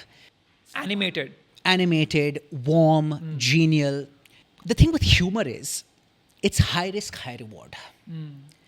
There can be times when you go for it and you end up looking like a bit of a fool because you don't quite get the laughs that you thought that joke or that humorous statement of yours might get. Or you end up saying something which might be slightly inappropriate, maybe funny, but inappropriate for that setting. Maybe funny with your boys, but not quite funny with your bosses or your office colleagues. So that's why humor can be a bit of a delicate topic. Why do stand-up comedians do so many open mics before they actually do their Netflix special or before they go up in front of like a massive audience? Because they're testing their jokes. That's why they do so many open mics.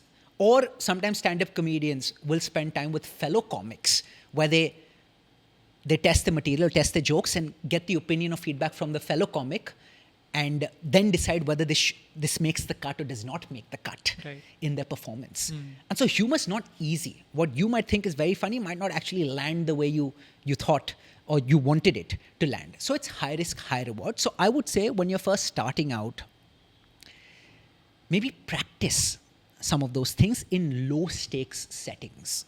So a joke comes to your mind or a funny statement comes to your mind. Use it in a safe space behind closed doors with your friends that you're very comfortable with your family members, with your spouse, with your partner. Use it there.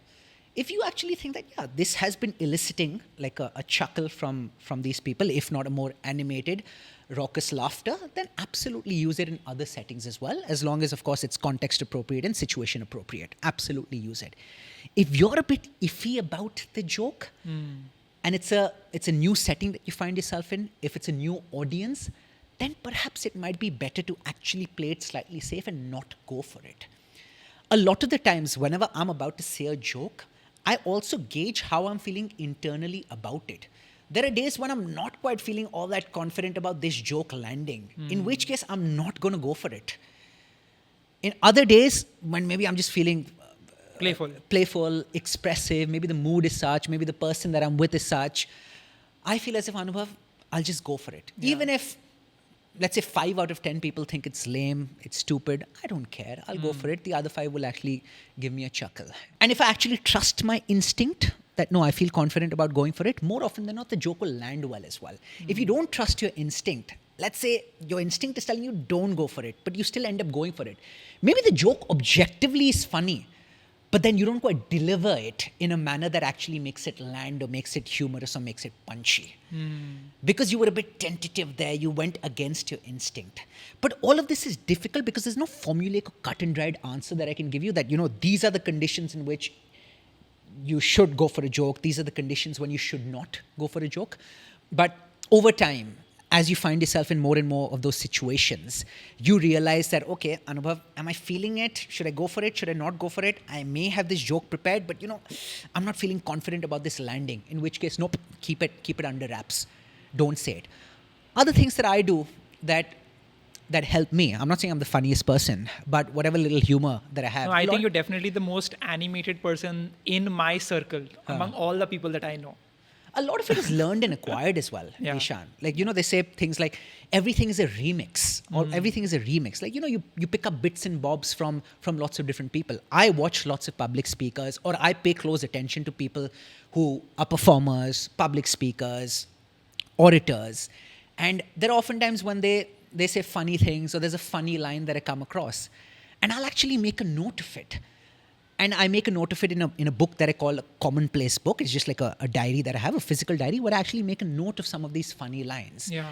And because I make a note of it, because ever so often I actually flip through the pages of the diary and make sure that I'm somewhat familiar with those words, phrases, funny lines, punchlines, funny quotes that I've written, sometimes over the course of like a normal conversation, it just comes up. It just comes up. And I feel, yeah, I could say it because it's just come up. But it comes up only because I make it a point to keep in touch with those words, phrases, quotes, jokes, punchlines that I sometimes find humorous based upon what I've learned from others or what I've read, and ones that I actually end up making a note of. This is very interesting. So, the most common advice to improve communication skills is to watch movies, is to watch public speakers, give a talk. But what should you be watching exactly? What are you analyzing when you're watching someone talk? And how does that help you improve communication? So I would say, don't just watch things to improve your communication if the topic of the media content that you're watching is not something that's interesting to you. Naval Ravikant talks about this: read what you love until you love to read.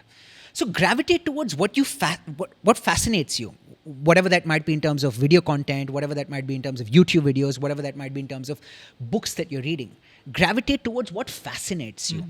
And then when you're hooked, and which you will be because you are actually fascinated in the subject area that you're learning about, that you're watching, that you're reading about, pick up on certain turns of expression, turns of phrase, certain words. Pick up on those. Let's say because I work as a presenter, because I work as a communication consultant, I naturally watch a lot of commentators, a lot of orators, media personalities, sporting as well as non-sporting personalities. Someone like a Tanmay Bhatt as well, influencers who are very funny. I watch them. And then I notice what their body language is like, how poised they are when they might be delivering something or speaking. What is their style of humor? Have you heard of Gaurav Kapoor, the guy who does Breakfast with Champions? GK, he's a cricketing personality. He's one of my favorite public speakers. And exceptionally funny. He's very sarcastic. He'll connect with the person that he's speaking with at a human level. And because he's created that camaraderie or that rapport with that other person, it just makes for a brilliant conversation. He knows how to talk about serious affairs in a non-serious manner with levity. Those are his strengths. He's very quick-witted as well. Also, something that he does beautifully, that I think great public speakers do, is that they actually use examples from other fields. Even if he's talking about cricket, he will find a way to link it to Bollywood somehow, because he's a big movie buff, he's a big cricket buff, and he'll find analogies or parallels between both. Let's say something happened on the cricketing field. He'll say, मुझे याद है अमिताभ बच्चन की इस movie में ये हुआ था, मुझे वो डायलॉग याद आया वो मोमेंट देखकर. And now most of India, I mean the two biggest loves, cricket, Bollywood, most of India will relate to it, and now they'll think about that. So what has he done when he's actually used that analogy? What has he done? He has mentally engaged the listener. That's another way in which you can become more engaging, through mental engagement. How can you mentally engage people? Through relatable stories, through analogies, through rhetorical questions. If I'm starting a speech right now and this audience is present here, and I say something like, have you ever felt XYZ? Go back to your childhood. You see what I'm doing? Now, I am transporting you, or your mind is now taking you back to a different time. Painting a picture. I'm using certain visualization phrases. Imagine if, think about this, versus simply starting my speech with like a laundry list of titles and degrees and credentials, which is a cardinal sin in my opinion. The worst way to start a speech or a presentation is giving a laundry list of your degrees, your titles, your credentials. You've got to showcase or demonstrate your credibility. You don't state your credibility. And sometimes when you start talking about, okay, I have this degree and I have this degree and that degree and I've done this and I've worked here. No one cares. No one cares. You've already lost the audience. Just because you have all of that, all those degrees and titles and credentials, that doesn't automatically translate into ability. Your credibility comes from your ability, not necessarily from your degrees and your titles and your skills. So mental engagement is one of the ways in which someone like a Gaurav Kapoor can beautifully engage the mind of the audience. And even though the audience is not talking back at him, but he has still found a way to create a dialogue between himself and the audience versus simply broadcasting information or talking at people. And that is the true difference between an ordinary speech versus a conversation that's actually disguised as a speech. Wow. And the latter, this is what people truly remember. We talked about mental engagement, there's physical engagement as well. Sometimes you might be in a workshop or a conference. You see speakers at the very start of the speech, maybe they say something like, turn to your neighbor. They pair you up. Or they might say, stand up if, or raise your hand if. Yeah. They physically engaged you now. That's another way of creating a dialogue, not necessarily a verbal dialogue, because like I said, the audience is not speaking back at you, Yeah. but creating this two-way street between yourself and the audience versus this simply being a one-way street. I do this all the time. So when see? I go to give a talk, Yeah. the first thing I do is that I ask everyone to stand up. Brilliant. In most cases, they've been in a 5-hour-long event, out of which I have like a 30-minute slot. Yeah. They're tired, probably they want to sleep, they're out of energy. The first thing I do is I want you all to stand up and clap for yourself. Yeah. Don't clap for me. Yeah. I have not yet proven myself, Huh.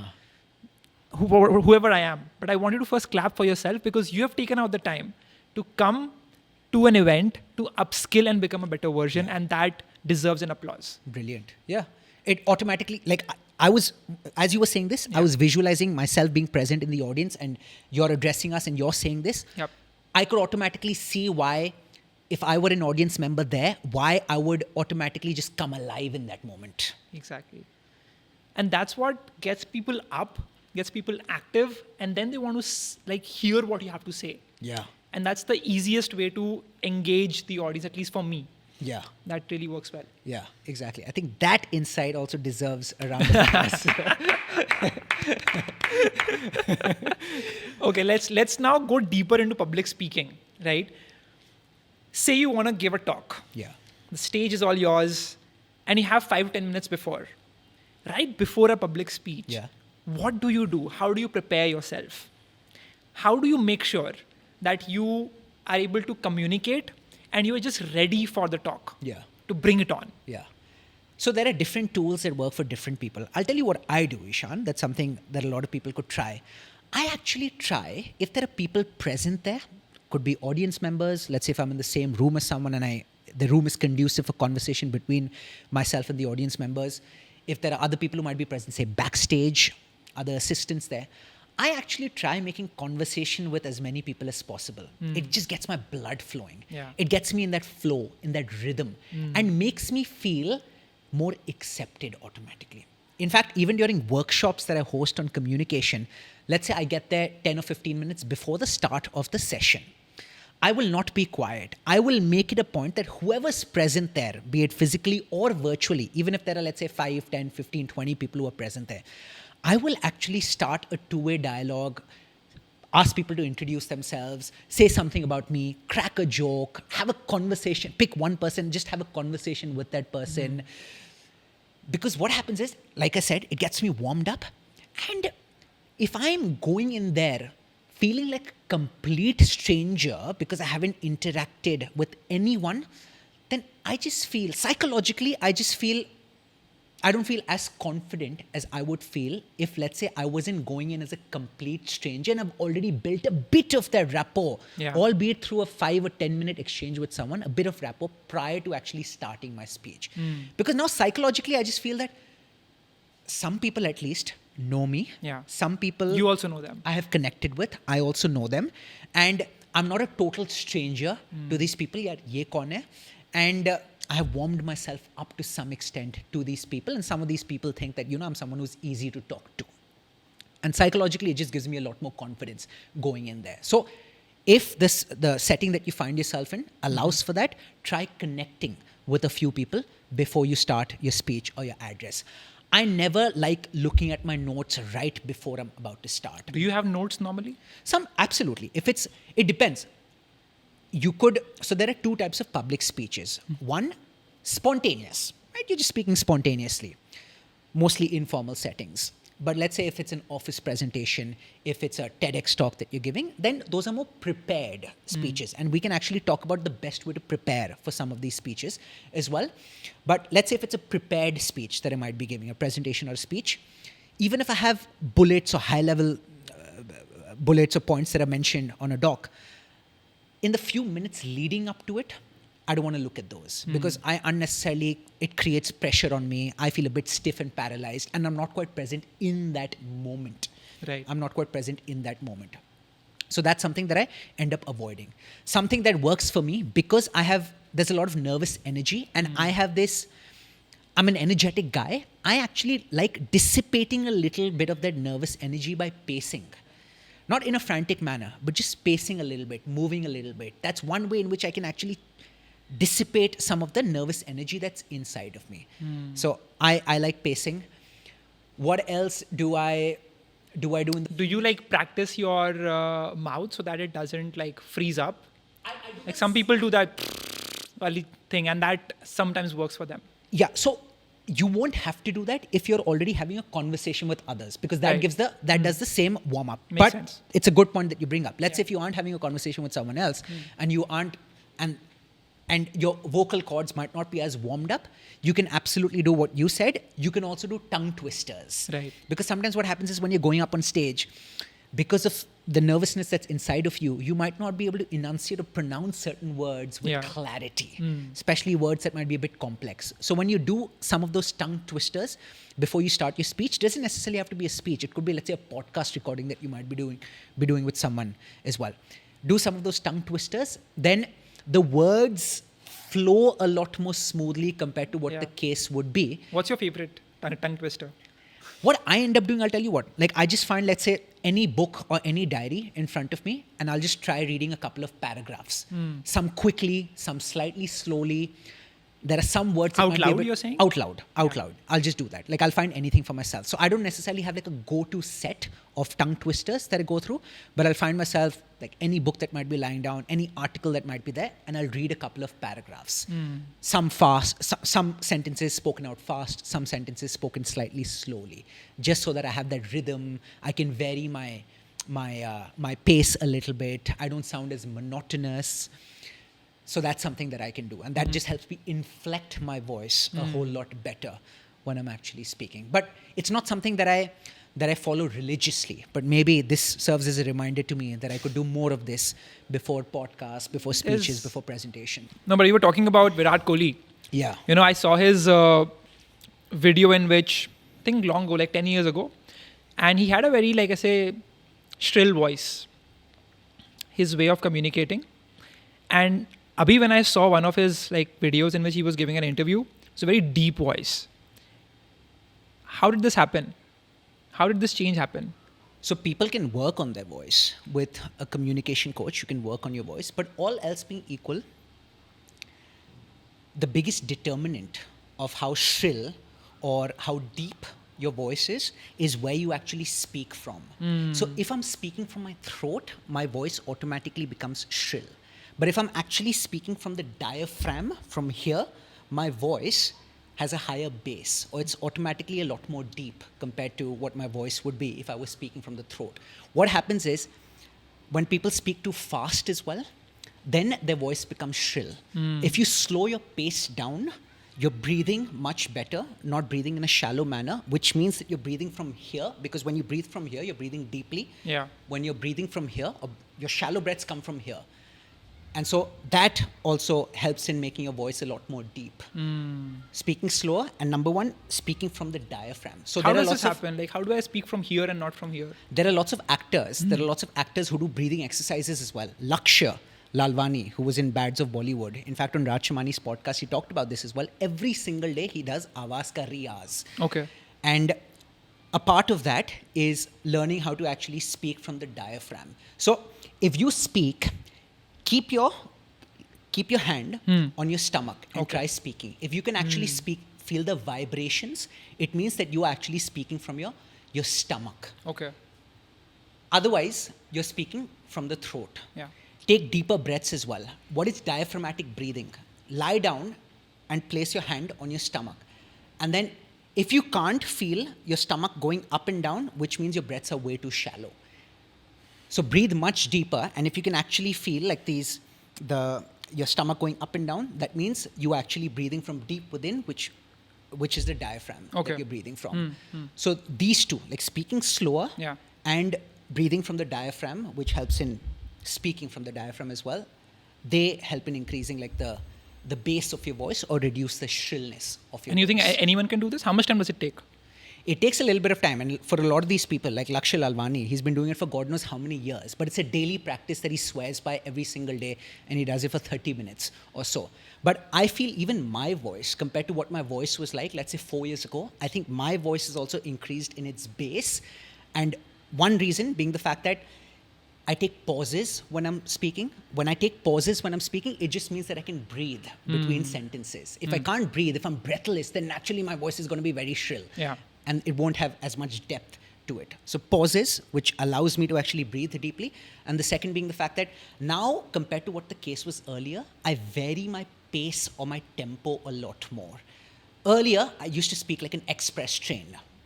And maybe it wasn't because I was nervous. Maybe it was because, it just comes so naturally to me, so I can speak very fast and I can still explain my point very comprehensively. Yeah. But I understand that the listener, at the end of the day, should be able to understand what I'm trying to say.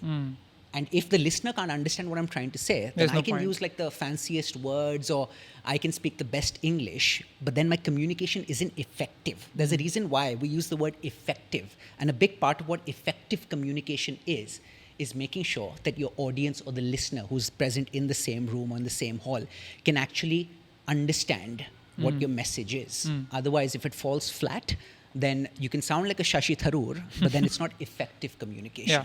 There's also a trick that I saw on Instagram in which people take a pencil and they basically put it in between their lips and then they start speaking. And that is basically told that people say that this helps you to communicate better with more clarity, to make sure that you are able to use your muscles effectively. Oh. Have you heard of that? I haven't, but एक second. Bro, एक pencil है क्या?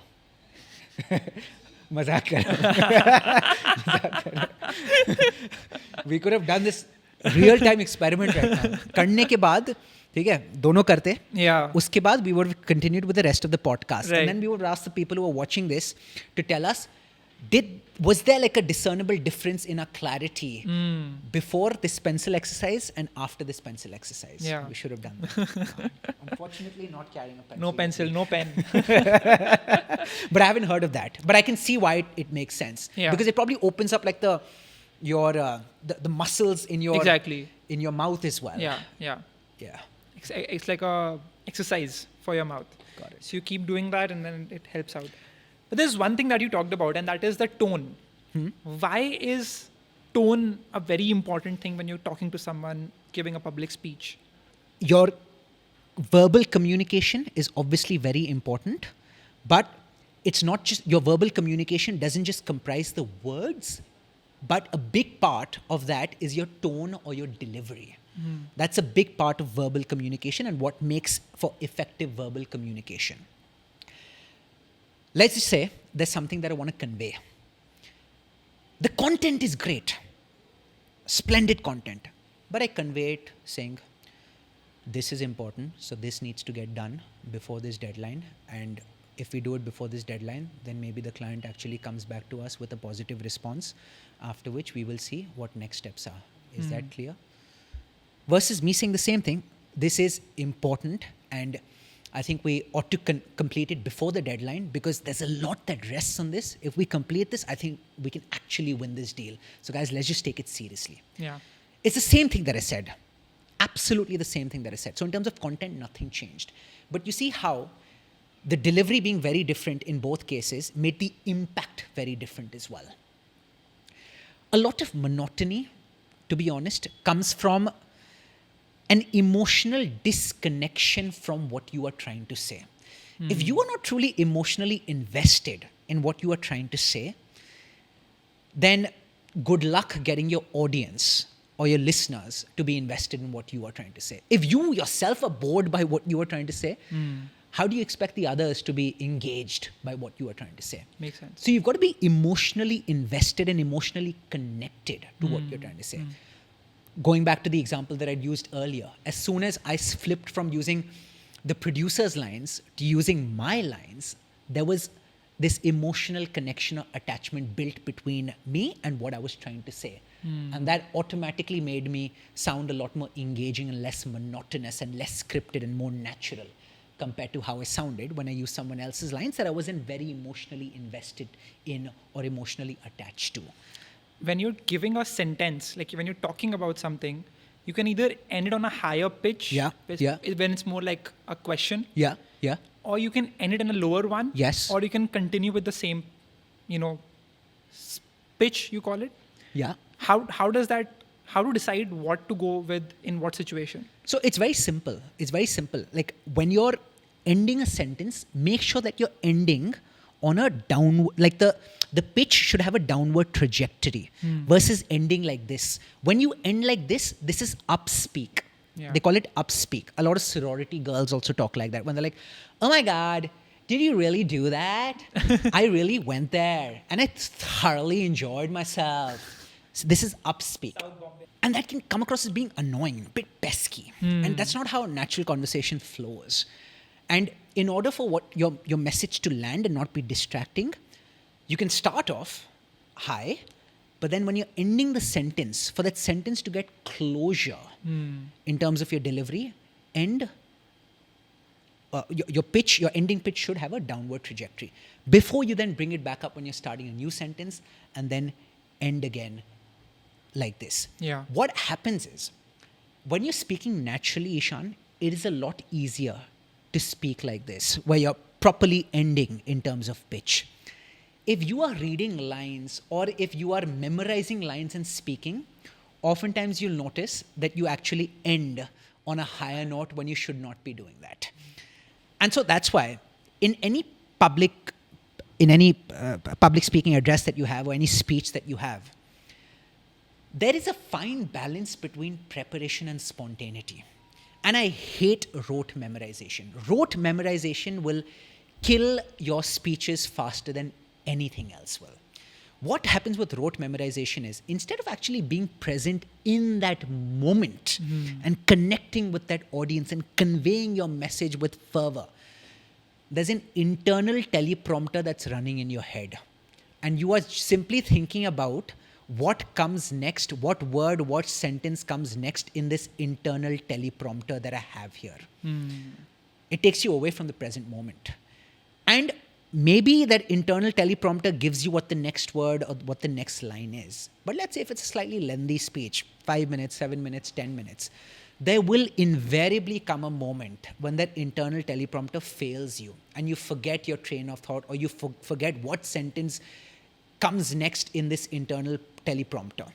And as soon as that happens, you are completely derailed. Completely derailed. It's hard for you to actually get back on track. Versus, if you know your content in and out, have a structure. Right? I want to start by talking about what I used to be. Then I want to talk about what change was brought about in me as a result of which I decided to change my ways. Some of the ways in which I changed my ways or the new habits that I formed, and then end with how these habits have helped me and how they can actually help others who are present here. Typical storytelling arc. Exactly. I just made up this arc or this structure. What a structure does is, a structure is like a map that helps you get from point A to point B. Now, whether you take a little bit of a detour to get to point B, whether you take this route or the slightly different route, doesn't matter, because you just know that this is what the structure is. Like Google Maps can give you 2 or 3 different routes, right? And all can get you there in approximately the same amount of time. And you can choose to take any of those. So structure is that. It ensures that you get from point A to point B. Right.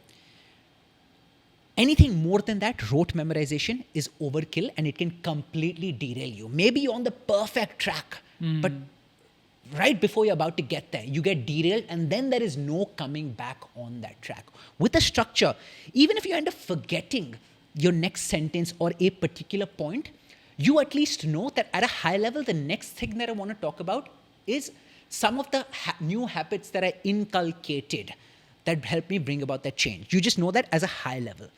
And you can easily get to that again. Even if you took a bit of a detour, or even if you lost your way a little bit, you know, acha, I'll take this turn then and eventually get to the next checkpoint. Right. But you know those checkpoints. You don't know that if you simply rely upon rote memorization. Plus, imagine the amount of cognitive load on your brain when you've memorized something completely.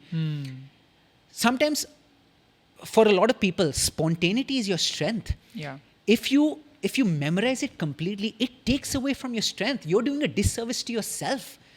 If you're giving an address or if you're giving a speech and the audience is there, anything that's happening in real time or live will never exactly transpire in accordance with how you visualized it earlier. Maybe something goes wrong. Maybe you end up spilling coffee, God forbid. Maybe there's some heckler in the audience who disrupts you.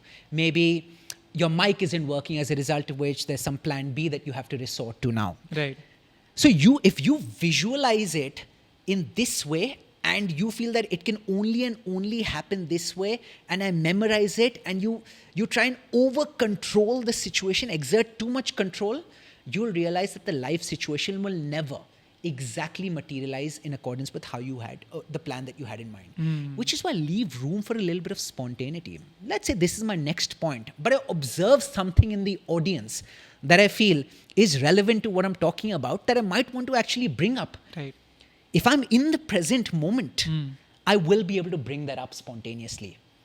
If I'm not in the present moment, in other words, if I have this internal teleprompter running in my head, At point A, point B, point C, and then physically present but not mentally present, there is absolutely no way I'll be able to take advantage of spontaneity or serendipity that might be in the room. So there is a fine line between preparation and over preparation. There's a fine line between that. Absolutely prepare. But there comes an inflection point after which, let's say if this is your preparation, and this is how effective your speech is. Okay, Right. Preparation is your x-axis, and how effective your speech is your y-axis. The more you prepare, the better your speech. Okay, the more you prepare, the better your speech. There's a positive slope here. Then there comes an inflection point after which I think the curve actually takes a U-turn. goes down. Goes down, where as you keep on preparing beyond that inflection point, the effectiveness actually goes down. There's no spontaneity, nothing. There's no difference between you and a walking, talking chat GPT. Right. Now, what might happen is if you are actually using a beautiful or optimal mix of preparation and spontaneity, maybe not all your words or all your sentences might be very free-flowing and smooth, and there might be times when you might fumble a little bit here and there because you haven't perfectly memorized all those lines.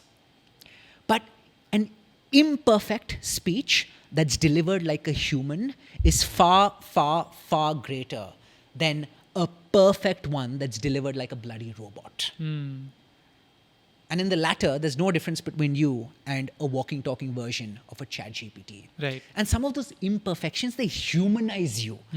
They humanize you. And people are a lot more forgiving when you speak like a human. On a podcast, because these aren't rehearsed, on a podcast, people make mistakes. I might use ahs and ums. I might forget something. I might lose my train of thought. I might not deliver something in a very smooth manner. But people wouldn't care all that much. They're a lot more forgiving. It's a conversation. It's a It's okay. conversation. Yeah. So even if you might be on stage, how can you actually treat that as a conversation between you and the audience members who are present there? How do you connect with them versus thinking that I'm here up on stage to perform and impress the people who are present here? Yeah. And the paradoxical thing is, the more you try to express and the less you try to impress, you actually do end up impressing the people who are present there Yeah. a whole lot more. Yeah. Let's take an example of a situation. Let's say I'm going to the stage. I have to give a talk. I have a train of thought in mind. I'll start with this. I have to cover a few points. I start speaking. Point 1 is done. I have to move to point 2. And that's when I just freeze. I just froze. I don't know what to do now. And as you said before, that silence kills. Yeah. Especially when you're in front of people and they're expecting something out of you. Yeah. And you don't know what to say next. What do you do then? So when you have a structure actually minimizes the probability that you might end up freezing. Or even if you end up freezing, it'll be easy for you to find your way back. Yeah. Because you already have a structure. Another structure, I'll give you an example of a structure in case like the concept of a structure might not be crystal clear to the people who are watching this or listening to this. A simple structure that's very commonly used. Problem, solution, benefit. That's an example of a structure. I talk about what the problem is. I talk about what the solution to the problem is, and then I talk about what the benefits are to solving this problem. That's another simple structure or framework that people can use. Another one that's very commonly used is what, so what, now what. Right. So what is the issue? So how is this relevant or how is this important? And so what being, okay, so what next? How does this impact our next steps? That's another conversational framework or structure that people can use during public speeches. That I talk about what, I introduce the issue, I talk about what implications this has, so what, and now what? What does this mean in terms of next steps going forward? So let's say I might be in the now what step, and there's something that I forget and I freeze there. At least I know where I have to head to. So I'll be able to find my way, maybe not in a smooth manner. Maybe I take like a detour or two, but I'll find my way to the next checkpoint, which is the so what checkpoint, because that's the structure that I have in mind. But let's say you end up freezing and you might not have a structure in place that can guide you back People on keep track. like a parchi हाथ में ऐसे रखते हैं to see what is the next thing. People can do that. Yeah. It depends upon the setting as well. There might be certain settings where it's normal to do that. There might be other settings where it makes you come across as slightly unconfident or underconfident, in which case you probably shouldn't. You could do it if it's one of your first few public speaking addresses, and you'd rather not contend with the possibility of freezing. So even if it means that, yeah, maybe a few people might judge you for having like a sheet in front, but if that helps in allowing you to convey your ideas clearly and convey all your ideas that you have in mind, then absolutely do it. It's what slides do as well. That's Right. one of the reasons Right. why people have slides. You don't have Cues. full-blown sentences there or a cue card. Like even during presenting stints, we have cue cards because over the course of the conversation, especially when there are multiple people present there or it's a long address, you might not be able to remember every single point. And maybe some of those points that you don't remember might be salient points that might slip through the cracks if you weren't writing them down on piece of paper or a cue card, or let's say you had that in a presentation. So a presentation then gives you what the next point is, even if it's just a 2 or 3 word bullet, but now you know how to expand upon it, you know how to elaborate it because you have a firm conceptual understanding of the content that you are conveying or the content that you are presenting. But something that people can actually also do, it's a trick that some of the best public speakers use as well, is let's say you're present in the room and you've lost your train of thought and you don't quite know what comes next. Buy yourself a little bit of time. Yeah. Ask a question during that time. Right. Ask them, was all of this that I said, was it completely clear? Or can anyone here in the audience give me an example of a time when they felt similarly based upon the story that I just mentioned? Ask a question, buy yourself a little bit of time when you're present there. There will be a couple of people who will end up answering. As you bought yourself a little bit of time, it's allowed you to calm your nerves a little bit. And as soon as you have a calmer mind, oftentimes what you were about to say next just comes back to your mind. So that's a very good way to buy yourself some time. The other thing that you could do is sometimes take a pause. It's absolutely fine. Now, I'm not saying take a 1 minute pause and just like stand there frozen. Don't do that. Right. But take a pause for 2 or 3 seconds. Repeat what you've just said. That's another way of buying yourself time. Let's say if you can't have that interactive discussion with the audience, because not every stage might allow for that, repeat what you've just said, perhaps in slightly different words, or reiterate one of the points. Yeah. I think you've done that as well during this chat that we had. Probably. Repeating certain sentences. Probably. Do you recognize it, or is it just like flow? Sometimes I do, because the thing is, there are 2 types of speakers. There are speakers who follow a linear structure versus others who follow a non-linear structure.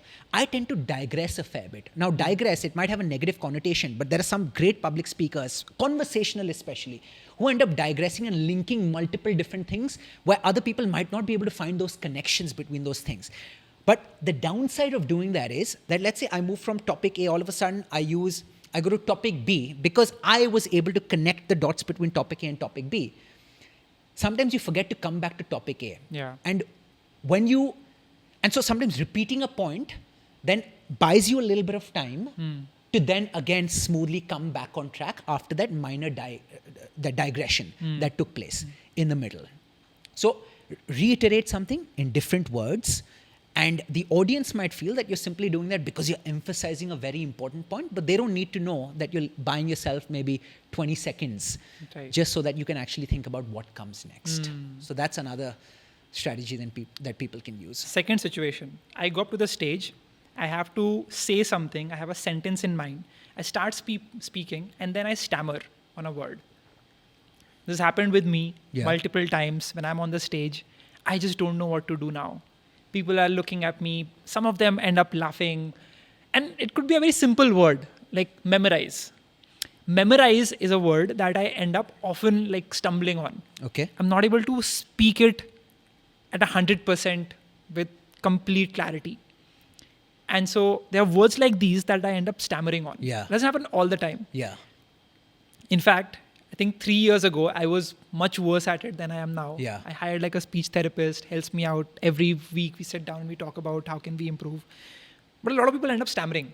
How can they fix that problem of stammering before the talk? And while going through a sentence, when they end up stammering somewhere, how do they make sure that the confidence doesn't go for a toss and they can continue the chat ahead? So there's a critical distinction that I want to make here. There are two types of stammering as well. One is clinical stammering that some people might be diagnosed with. The other is situational stammering. I'm guessing some of the experiences that you've had with stammering probably fall in the situational stammering category versus this being a clinical problem that's very pervasive or has been throughout your lifetime. So let's just focus on like the situational stammering, because the fixes or the cures are probably simpler and don't necessarily require expert analysis, as might be the case with the clinical version of stammering. Within situational stammering, what happens is with certain words, let's say memorize, you have formed that adversarial relationship between yourself and that word.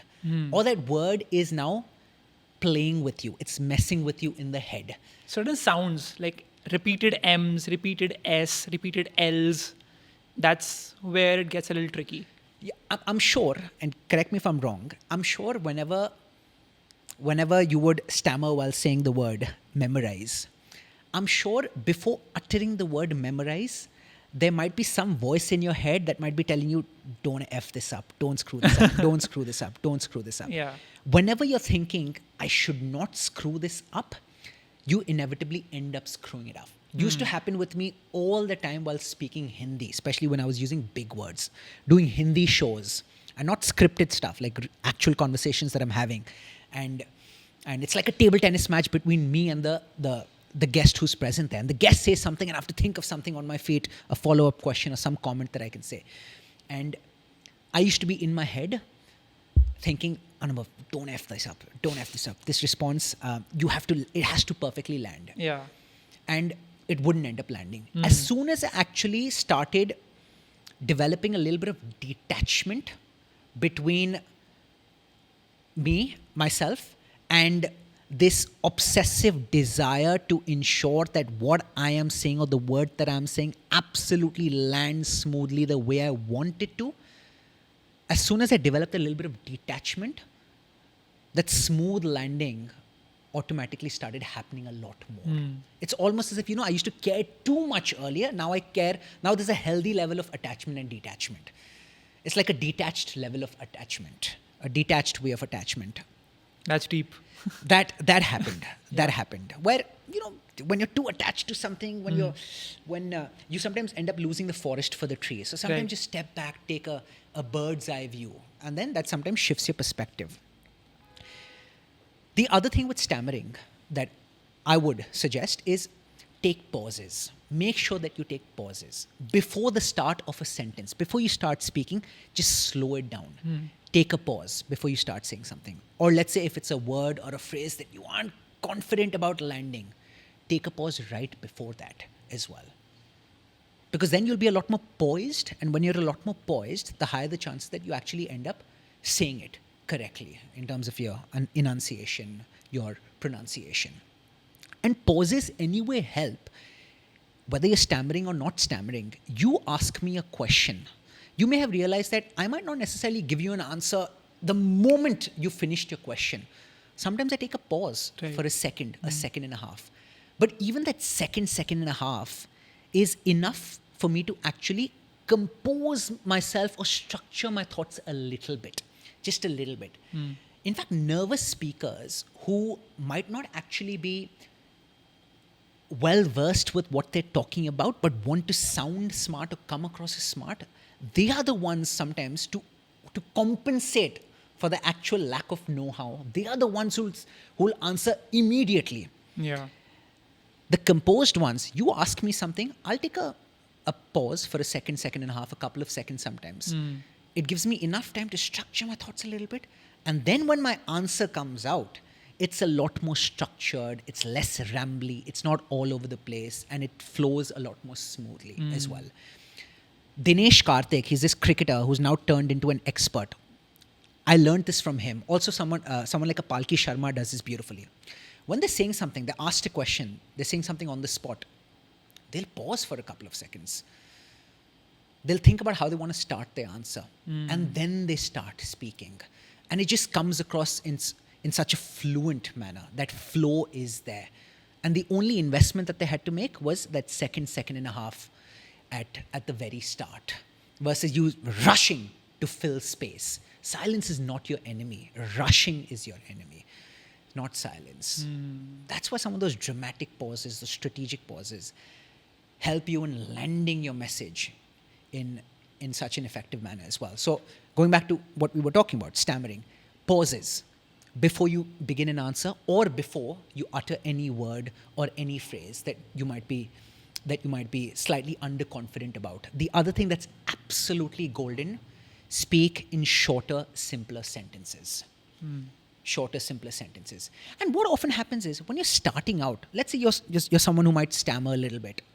When you're starting your speech, when you use shorter, simpler sentences, it helps you gain that little bit of confidence at the very start. And you will realize that oftentimes how you begin something sets the tone for what follows after that. Right. More often than not, if I start, let's say, a podcast or a show that I might be hosting or presenting, like I start off on a solid note. And a solid note does not necessarily mean using fancy words or fancy language. A solid note could simply be solid execution of simple lines. It could be as simple as that. It doesn't necessarily have to be in solid execution of complex lines. So maybe keep it simple at the start. Just keep it simple. You find your flow, you find your rhythm. That gives you confidence. And then you see that confidence that you carry into the rest of the show, into the rest of the conversation, the rest of the event that you're hosting. That just like carries you forward. And then you can take those bigger risks. Okay, I'll use those bigger sentences, those complex sentences. I'll use that word because you know what? I feel invincible right now. I feel invincible. But that's earned. And one of the ways in which it's earned is keeping the start a bit simple, settle in.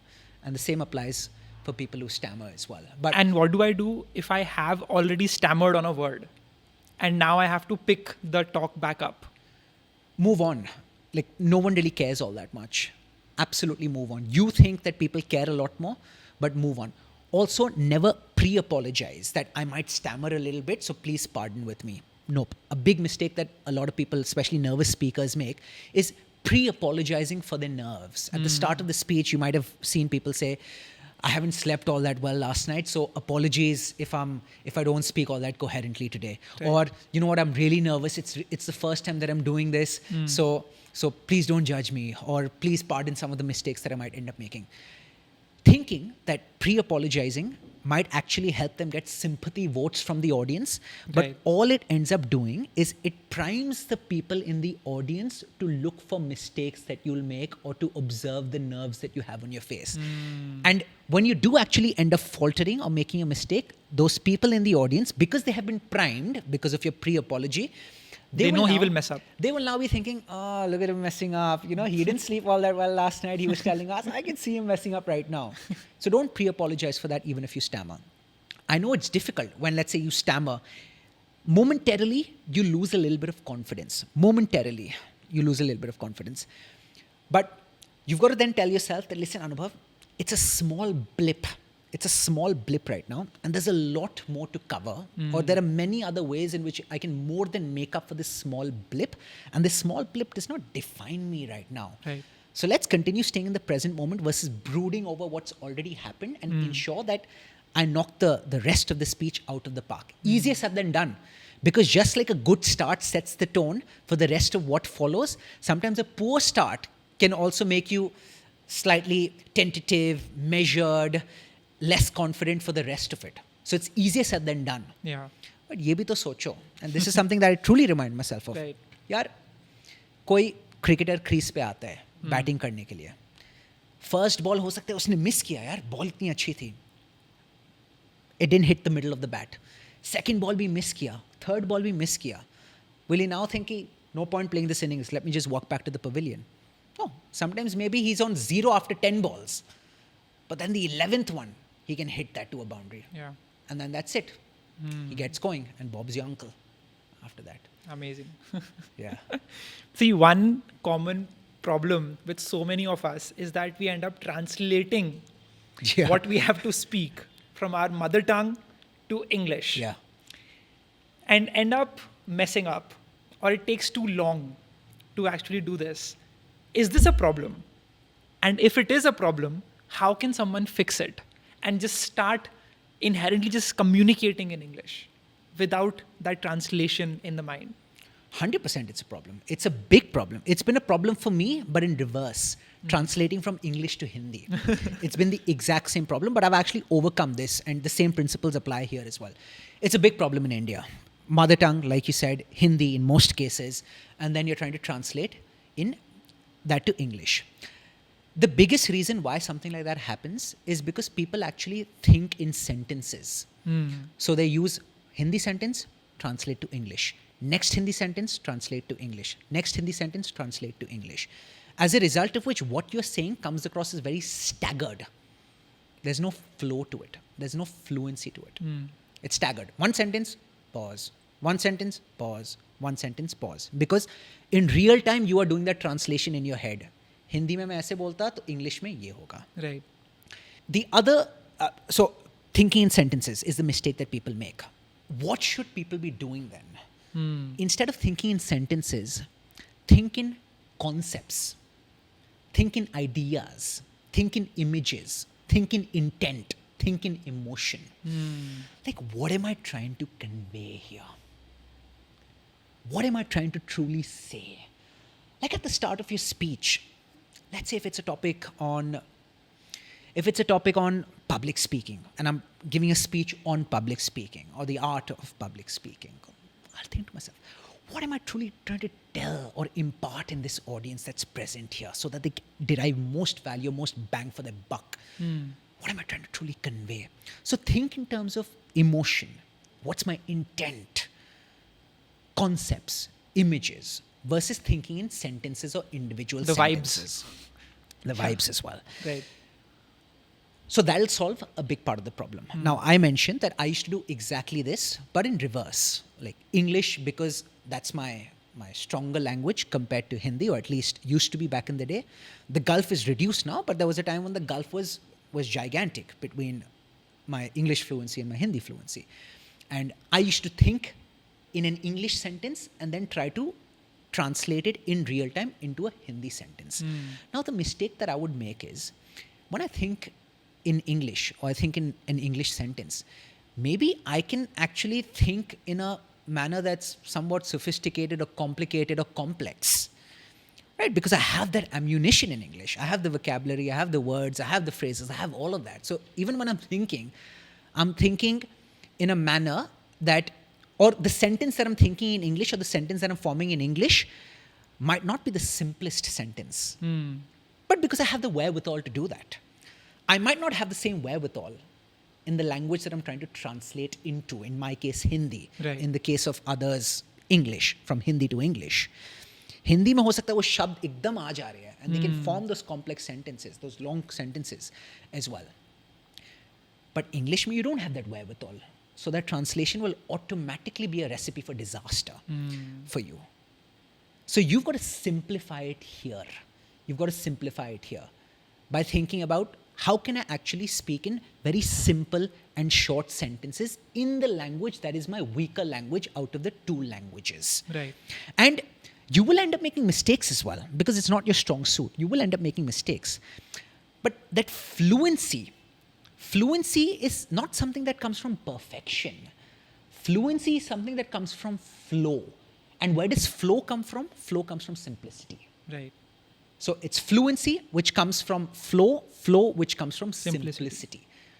Not perfection. So you will still end up making a few mistakes here and there. But at least तुम्हारी speech flow करेगी, वो staggered नहीं रहेगी. Maybe if I think in sentences and I translate on the spot from English to Hindi or from Hindi to English, when I'm translating, maybe that sentence I can utter perfectly.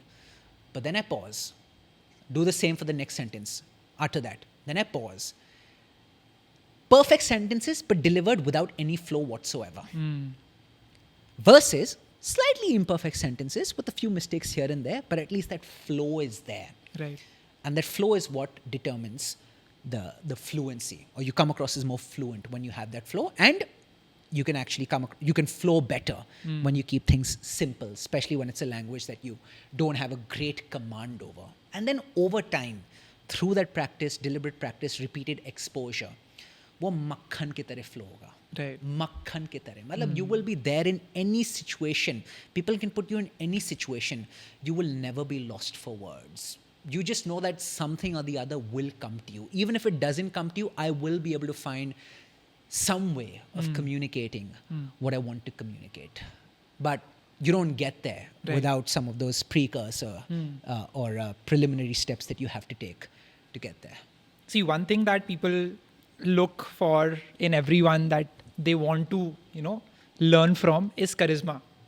Right? Like, this is the most charismatic person that I know. Yeah. There's an amazing channel called Charisma on Command as well, which looks at the top speakers, like Hollywood celebrities and public speakers, and looks at what makes them charismatic.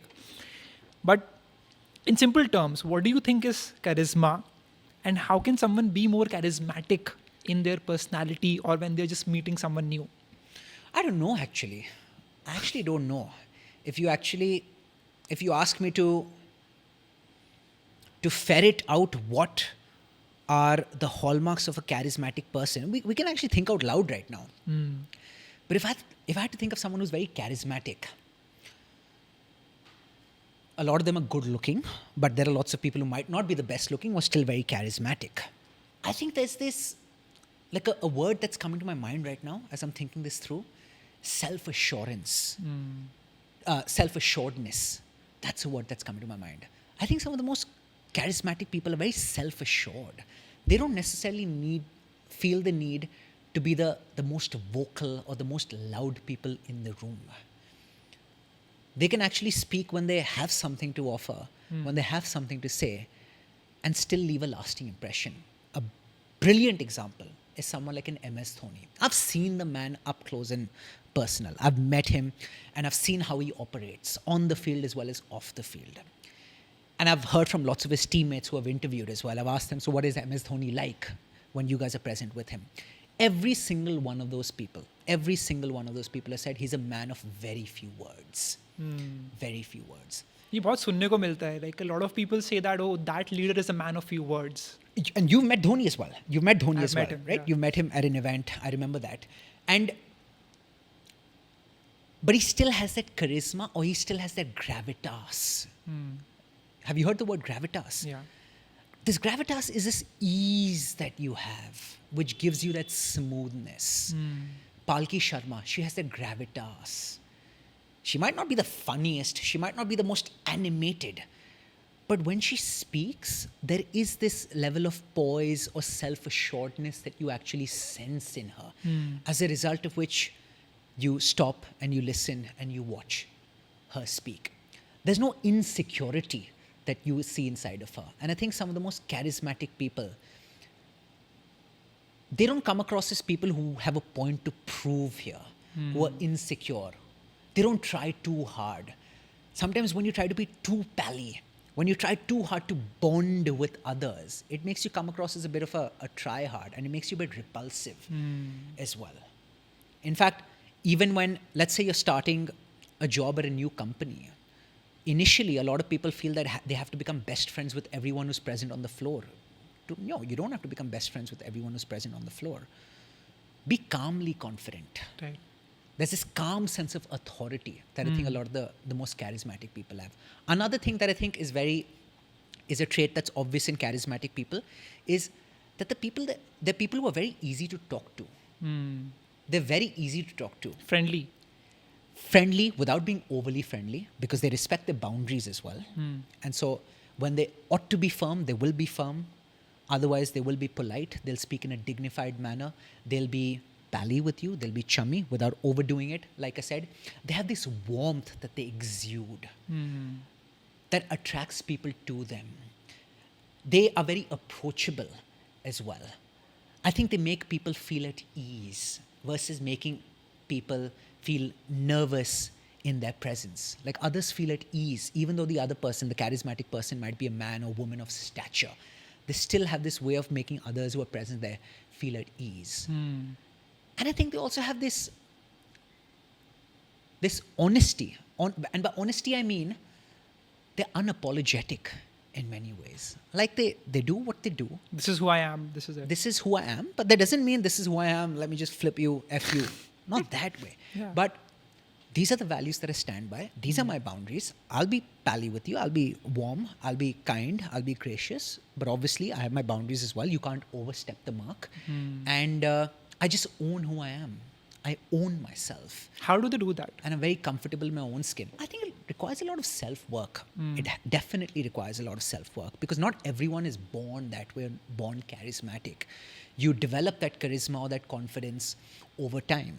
And a lot of it comes from you actually attacking some of your insecurities and proving to yourself that, no, I am a competent person. And when you prove to yourself that I'm a competent person, you don't have to go around loudly announcing to people that look at how great I am, look at how competent I am.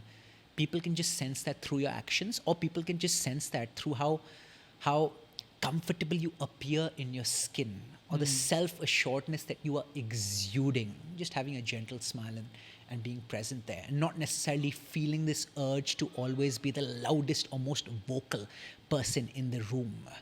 There are so many very important people, partners at Goldman that I used to see in boardrooms. They weren't necessarily the ones who were doing all of the talking. They knew when to talk, and they typically spoke when they actually had something to offer versus just speaking to get attention from other people. MS Dhoni is very similar. Because people know that he speaks only when he actually has something important or substantive to say, people know that if Mahi Bhai is speaking, kuch important hi hoga. Varna, if you're someone who talks all the time and you're a bit too verbose, then people won't know the difference between when it's something very important versus when it's something that's somewhat trivial and not all that important. People might not be able to discern what the difference is between both. And what's the difference between being charismatic and being egoistic? Because it's very easy for it to be mistaken for the other. In fact, it's the opposite. Egoistic comes from insecurity. Charisma comes from self-acceptance and being at peace with who you are. A lot of people actually misconstrue or conflate confidence and alpha bravado that's a bit over the top. In fact, a lot of underconfident or slightly narcissistic people feel that they need to be the most alpha person who's present in the room, and I need the most attention and need to be heard by everyone else. So let me do whatever it takes to actually draw attention upon myself. That actually reeks of insecurity, not confidence. Confidence, on the other hand, can be very quiet as well. It can be very quiet. Yeah. There are different personalities, right? There's the Thomas Shelby type personality, which you're just describing as. Yeah. Then there's the Tony Stark type of personality. Yeah. Then there's the Captain America personality. Then there's the Hulk personality. Yeah. And MS Dhoni and Virat Kohli, both very different in their personalities, right? Yeah. Virat is definitely more vocal, more brash. But I wouldn't say Virat is insecure in any way. They're very different. But I think what's common between both of them is the fact that both actually stay true to who they are or to their authentic personality. In other words, let's say leaders, there can be, you talked about how there are many leaders who could be men or women of few words. There might be other leaders who actually talk a lot more.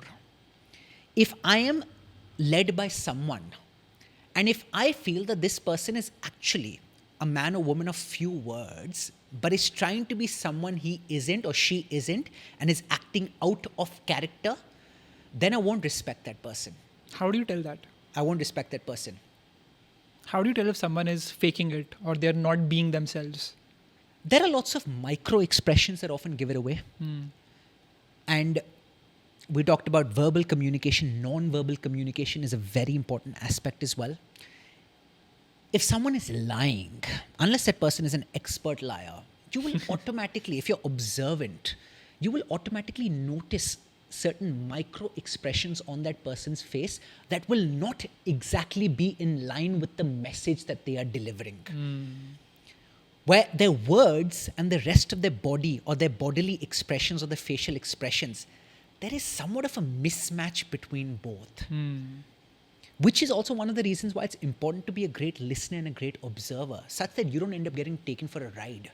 Look, there are lots of grifters who are out there who talk the talk but might not walk the walk. And they're adept at being grifters. That's probably one of the reasons why they still have millions of people who are following them and looking up to them, even though they might have like a sizable number of people who truly understand who they actually are, and they're actually not what they appear to be. But the reason it's difficult is why there's this division, and why there's still lots of people who might follow a grifter, even though in reality, if there was a way to prove reality, even though in reality there might actually be disingenuous people. All of those, Tai Lopez, Dean Graziosi, Tony Robbins. 100%. Look, there was a reason why they actually rose to fame, right? Before notoriety took over. There was a reason why they rose to fame, because there was something about them that seemed compelling. Human beings love theatrics as well. So if you put on a great display for them, some of them might actually be lured or might be sucked into your trap. That's exactly what con artists do. Building a cult. Yeah. Yeah. That's exactly what con artists do. Con men, con women, that's exactly what they do. Like sometimes using theatrics. What do magicians do? The show that they create actually allows them, or ensures that the audience is distracted from their trick and they don't quite see what's actually happening because of हाथों की this, सफाई नहीं देख पाते. the glamour, the razzmatazz that they've created. Right. But then what happens is, soon enough, they oftentimes get found out, because for how long can you actually have that mask or that facade? It becomes exhausting as well. And there will come a time when there will be a little bit of leakage. There will be some leakage. And then slowly but surely, people actually catch on to that leakage. Or let's say you've lied about something in the past. You have to consistently stick to that same message. Let's say somewhere down the line, 5 years down the line, you say something and people dig up something that you said that contradicted what you said right now. Yeah. Something that you said 5 years ago, but you've forgotten about. Then there's this inconsistency and you can get found out. Right. So it's a difficult game to pull that off. And even, which is why, a part of me even respects some of these people, like some of these con artists, because it's a skill, it's an art, and it's very difficult to maintain, especially over long periods of time, without getting found out. But more often than not, I think we understand human nature enough to eventually understand who the genuine ones are versus who the charlatans are. There's this amazing book called Read People Like a Book. Okay. Which talks about these micro expressions to tell if someone is lying. Yeah. To tell if someone is actually feeling what they're trying to say. And that book has really taught a lot to me. There's also one called 48 Laws of Power. Have you read that one? I haven't read the first one that you mentioned. Yeah, Read People Like a Book, you said. Read People Like a Book. I've made a mental note of that, but I've read 48 Laws of Power. Yeah. And Robert Greene, in fact, talks a lot about this. And understanding since you brought up Robert Greene and 48 Laws of Power, I think understanding human nature can also make you a better communicator, or at least a better conversationalist. Because in a conversation, you're dealing with someone else. Yeah. Let's say if you're recording something for the camera, then it's only your speaking skills that are truly tested. But if you're having a conversation with someone and you don't quite know the behavior patterns or the nature of the other person that you're speaking with, I think having a good idea of human nature makes you good with people, or makes you good in conversational settings. Let's say it's my first day of office I enter office and I have to make a first great impression. How do I do that? What do I do with communicating or with my body language so that I'm able to have a great impression on others?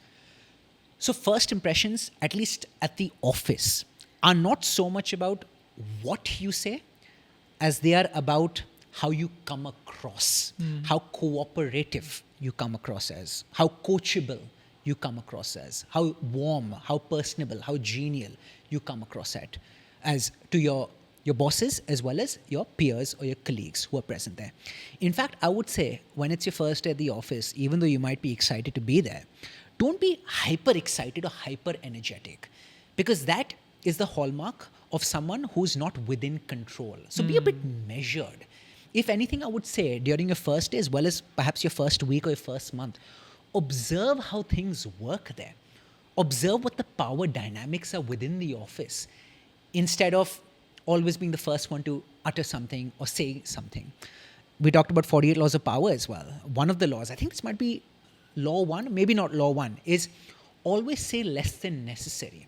Yeah. And one of the reasons is the more you say, the higher the chances that you actually end up saying something stupid that you might end up regretting.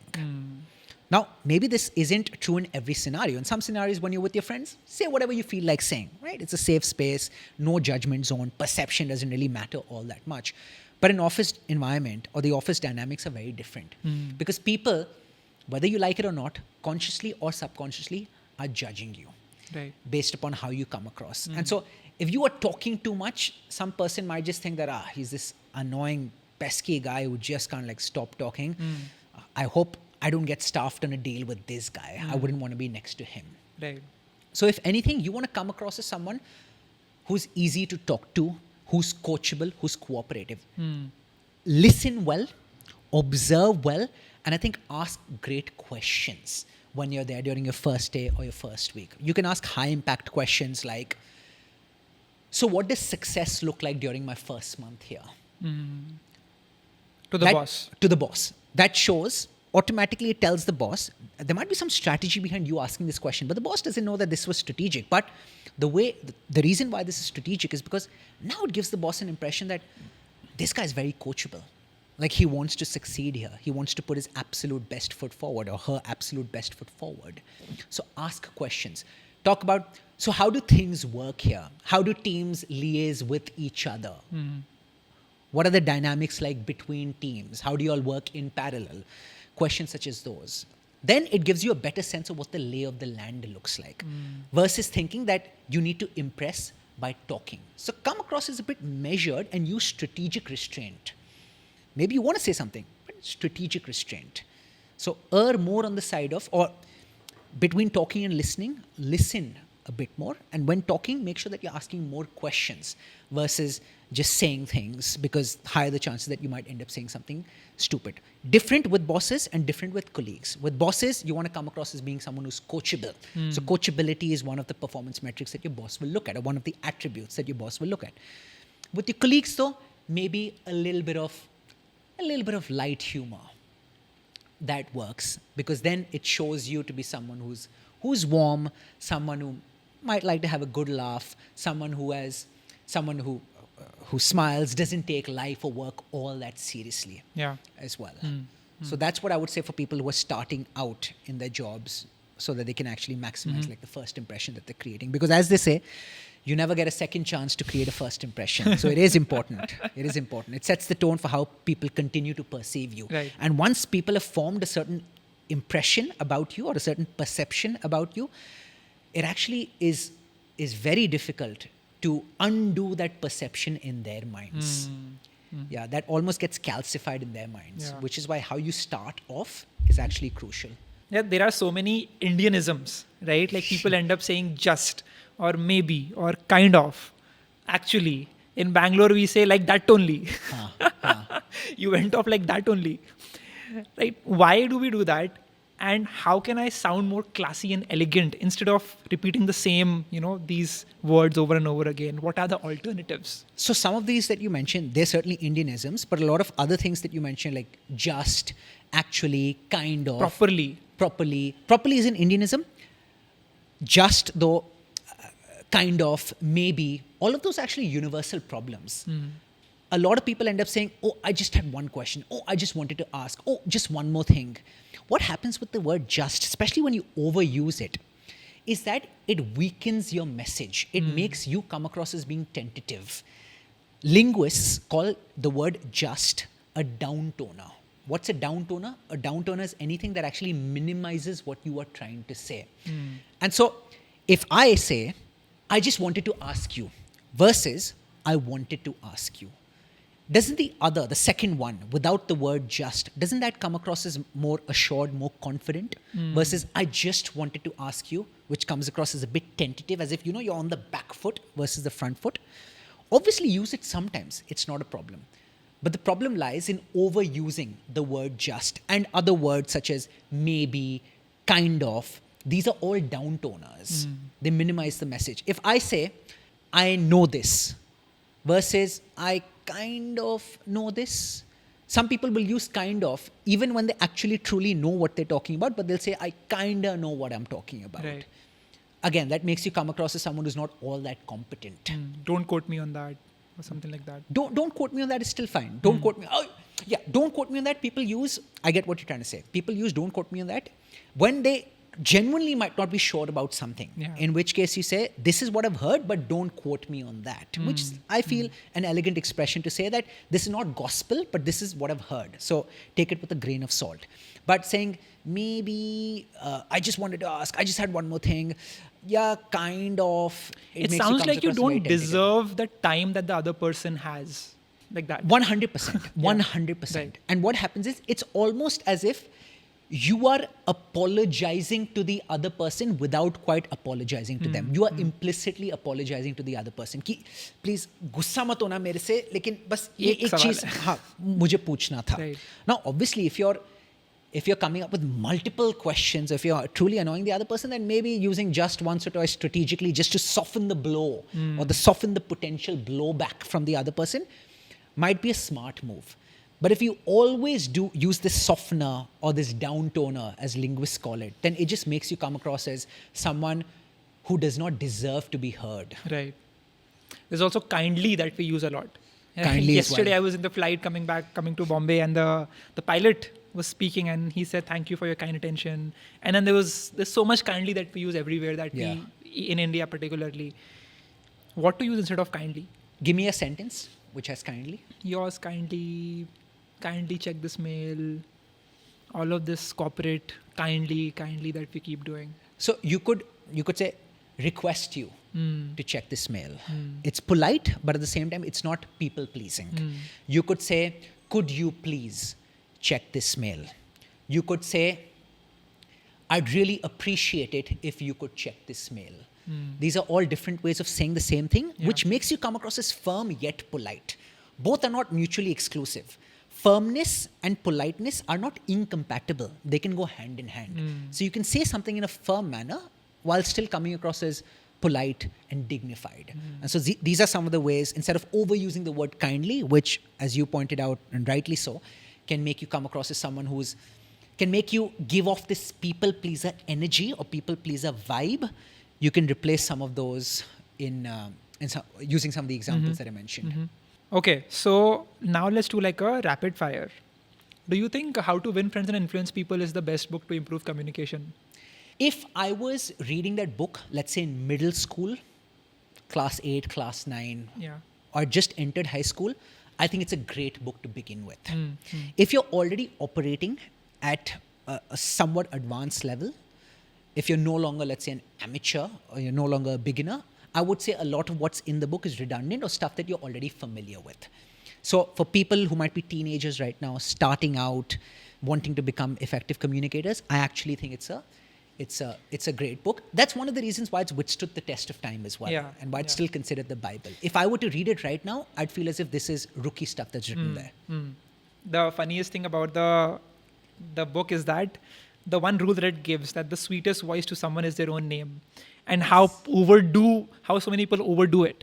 They're like, Anubhav, how are you doing? And Anubhav, do you know about this? Anubhav.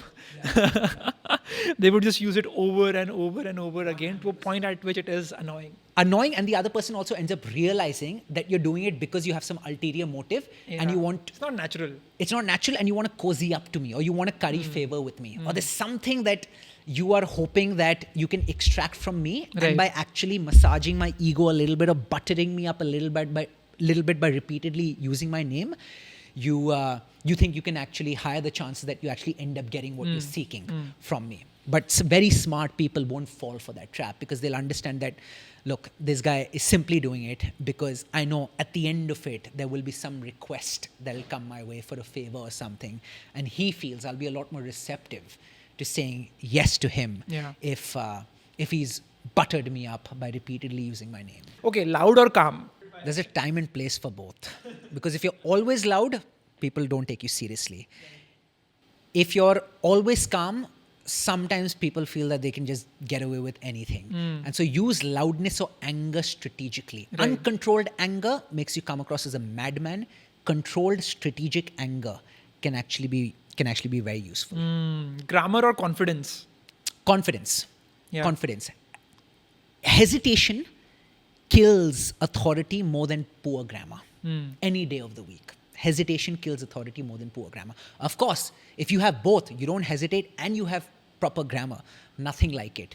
But you can still come across as very captivating, very engaging as a speaker without hesitating, very confident, even if you have a little bit of, even if you have bad grammar or poor grammar. Yeah. What's one habit that can change someone's communication in 30 days? The easiest to start with. For starters, listen to this podcast on loop. No, I think seriously, that's a good idea. Listen to the words, the way that you are communicating. There's a lot to learn.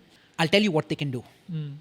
Every single day, or let's say in a week, give yourself a challenge that I will start 2 to 3. Let's pick a number. Let's pick 3. I will start 3 spontaneous conversations with people. I'll strike up a conversation. Could be in a public setting like a gym, could be in your office, could be anywhere else. But I will strike up conversations with a minimum of 3 people every single week. And then once I'm done that, I will come back the same day, and before going off to sleep, spend 2 minutes reflecting on that conversation. What was good about it? Because it's important for you to actually give yourself a pat on the back for the good things that you've done, because that positive reinforcement really helps, gives you encouragement and motivation to continue doing that. But also think about what could have been different without beating yourself up. Right. Do that reflection at the end of each day or at the end of each week. You internalize that. And as soon as you've learned that this could have been done better, the following week, try putting that to practice. Try correcting that. Take corrective action the following week. In a month's time, you'll become a better conversationalist. And most importantly, you'll just become a more confident person in any setting, especially spontaneous settings. Eye contact or words? Words and eye contact, most definitely. Yeah. Because if I'm just making contact with your eyes without saying anything whatsoever. Have you seen that rule in which if you want to make someone uncomfortable, look in between of their eyes and their head? Oh, really? If I look at your head for 10 seconds, most people will get uncomfortable. Oh, and I'll be able to see your gaze as well, that your gaze is here. I'm looking over there now. I see. And that's exactly what will happen if there's eye contact, but that's devoid of words. Yeah. But words spoken without making eye contact with the other person also limits the connection that you can make with that person, as a result of which your words won't quite have the same effect. Okay. One last advice to people who are still watching this video. It's been 2.5 hours. What is one thing that you will tell them? Treat this as a game. Yeah. Games are meant to be played. Games are meant to be fun. And games are meant to be iterative. And if you treat this as a game, let's say even if something does not go according to plan or does not quite go ideally the way you had envisioned it or the way that you had hoped it would transpire, you'd still move on to the next iteration. You play a video game, let's say you're playing Mario, and it's game over. You're still excited to start again and cross that level and then move on to the next level. And as you see yourself upskilling, moving from one level to another, let's say I wasn't able to even say hi to a girl to now securing a first date for myself.